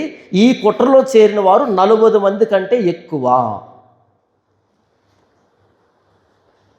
ఎంత ప్లాన్ కదా ఇది. వాళ్ళు పెట్టుకుని ఒట్టేంటి తెలుసా, మేము మరలా భోజనం చేస్తున్నామంటే చంపిన తర్వాతనే, మరలా నీళ్లు తాగుతున్నామంటే చంపిన తర్వాతనే, అంతవరకు భోజనం చేయం, నీళ్ళు తాగం. 40 మంది కంటే ఎక్కువ. ఏం చేశాడని ఎంత థ్రెట్ ఉంది తెలుసా ఆయనకి. అంత థ్రెట్లో కూడా యెరూషలేముకి వెళ్ళాడు. ఇది తెలీదా? అంత థ్రెట్లో చూడండి. ఆ తర్వాత 14 వచ్చిన వారు ప్రధాన యాజకుల యొద్దకును పెద్దల యొద్దకు వచ్చి, మేము పౌలును చంపు వరకు ఏమీ రుచి చూడమని గట్టిగా ఒట్టు పెట్టుకుని ఉన్నాము, కాబట్టి మీరు మహాసభతో కలిసి అతనిని గూర్చి మరి పూర్తిగా విచారించి తెలుసుకొనబోవునట్టు అతనిని మీ యొద్దకు తీసుకొని రమ్మని సహస్రాధిపతితో మనం చేయండి. అతడు దగ్గరకు రాకమునిపే మేము అతన్ని చంపుటకు సిద్ధపడి ఉన్నామని చెప్పారు. ప్లాన్ చూసారా? ప్రధాన యాజకులు పెద్దల దగ్గరికి వెళ్ళి, మీరు వెళ్ళి ఏం చెప్తారు, అక్కడికి సన్హెద్రిన్ సభతో చెప్తున్నారు, మీరు వెళ్ళి ఆ సహస్రాధిపతి ఏం చెప్తారు అంటే, ఇంకొకసారి పౌలు తీసుకుని రండి, ఆయన వాదం ఏంటో వినాలి. ఇది వాదం వినడానికి పిలిచారు. కానీ ఏం చేస్తారు, మధ్యలో పొంచుకొని ఉంటారంట. అతన్ని చంపిన తర్వాతనే భోజనం రుచి చూస్తాం. ఇంత కుట్ర, ఇంత ప్లాను. కానీ పౌలు భయపడలే. దాన్ని అడ్వాంటేజ్గా తీసుకొని రోమ్కి చెక్ పెడతాడు. అక్కడ వెళ్ళగానే అంటాడు, నేను ఇక్కడ కాదు, రోమ్ కైసరుతో చెప్తా ఈ విషయాన్ని అంటాడు. ఎందుకని? రోమ్కి ఎందుకు వెళ్ళాడు? రోమ్కి వెళ్తాడు, అక్కడ ట్రయల్స్ జరుగుతాయి, బెయిల్ వస్తుంది. బెయిల్ వచ్చిన తర్వాత ఎక్కడికి టికెట్ బుక్ చేస్తాడు? స్పెయిన్. చూసారా? కేసును కూడా స్పెయిన్లో స్వార్థ ప్రకటించడానికి తిప్పుకున్నాడు. ఇది కదా పరిచర్య అంటే. నేను యూదుల చేతిలో చస్తానని ప్రార్థన చేయకండి. యూదుల చేతిలో ఎందుకు తప్పించుకోవాలనుకుంటున్నానంటే, రోమ్కి వెళ్ళాలి, అక్కడి నుంచి స్పెయిన్కి వెళ్ళాలి, అందుకు ప్రార్థన చేయండి. ప్రార్థన అవసరత అర్థమవుతుందా? నాకు ప్రాణభయం ఉంది, ప్రాణగండం ఉంది, ఏమైపోతానో అని కాదు ఆయన అడుగుతున్నది ప్రార్థన. నేను ఇక్కడ తప్పించుకుంటేనే రోమ్కి వస్తాను, రోమ్కి వస్తేనే మిమ్మల్ని యేసుప్రభు బ్లెస్ చేసినట్టుగా నా సువార్త ఆశీర్వాదంతో బ్లెస్ చేస్తాను. అక్కడి నుంచి స్పెయిన్కి వెళ్తాను, స్పెయిన్లోనే పరిచయం చేయాలి. ఇదంతా జరగాలంటే నాతో పాటు మీరు కూడా ప్రార్థన చేయండి. ప్రార్థన అడగాలంటే గంభీరమైన విషయం ఉండాలి. చిల్లర వాటికి ప్రార్థన అడగండి. చిల్లర వాటికి ప్రార్థన అవసరతలు కాదు. ఇంత గంభీరమైనటువంటి ఉన్నతమైన ప్రణాళిక ఉంటే అందులో ప్రార్థన సహాయాన్ని వేడడం బాగుంటుంది. ఈరోజు కూడా అడుగుతున్న ప్రార్థనలు ఎందుకు అడుగుతున్నారో వాళ్ళకి తెలియదు, ఎందుకు చేస్తారో వీళ్ళకి కూడా తెలియదు. చివరిలో ఆశీర్వాదం ఇస్తాను. రోమీయులకు రాసిన పత్రిక 15వ అధ్యాయం చివరి వచనం చూడండి, 33వ వచనం. సమాధానకర్తయ్య దేవుడు మీ అందరికీ తోడై ఉండును గాక, ఆమేన్. ఇంతటితో గాస్పల్ అయిపోయింది. రోమీయులకు చెప్పాల్సిన సువార్త అయిపోయింది. అయితే ఇంత సువార్త జరగడానికి ఆయన బ్యాక్ ఎండ్లో పనిచేసినటువంటి, ఆఫ్ ది స్క్రీన్ పనిచేసినటువంటి టీం ఏం పనిచేశారు, ఎలా పనిచేశారు అన్నది 16వ అధ్యాయం మధ్యాహ్నం నుంచి మనం ఆలోచిద్దాం. ఓకే, ఇంతటితో సువార్త సత్యం అన్నది, రోమీయులకు చెప్పాలనుకున్న సువార్త అయిపోయింది. ఇలా చేయాలి పరిచర్య. ఇది పరిచర్య. ఇలాంటి పౌల్ని రోల్ మోడల్గా తీసుకుంటే అద్భుతమైన పరిచర్య జరుగుతుంది. దీనికి అపోస్తలుడైన పౌల్ని మోటివేట్ చేసింది ఎవరు అంటే, దేవుడు తన స్వరక్తం ఇచ్చి సంపాదించిన తన సంఘాన్ని కాయుటకు పరిశుద్ధాత్మ దేనియందు మనల్ని అధ్యక్షులుగా నియమించను, ఆ యావత్తు మందను మీ మట్టుకు మిమ్మల్ని గురించి జాగ్రత్త పడి పరిచర్య చేయండి అని అంటాడు కదా. క్రీస్తు ప్రాణం పెడితే వచ్చింది సంఘం. క్రీస్తు ప్రాణత్యాగాన్ని గౌరవించేవాడే ఇలా సంఘాన్ని కాయగలుగుతాడు, ఇలా క్రీస్తుని ప్రకటించగలుగుతాడు. క్రీస్తు ప్రాణత్యాగానికి గౌరవం ఇవ్వని వాడు గారడి సిమోన్లాగా సంపాదించుకుంటాడు తప్ప వాడు క్రీస్తుని ప్రకటించలేడు. ఇది అద్భుతమైన పరిచర్య. దేవుడి వాక్యం దీవించును గాక, ఆమేన్.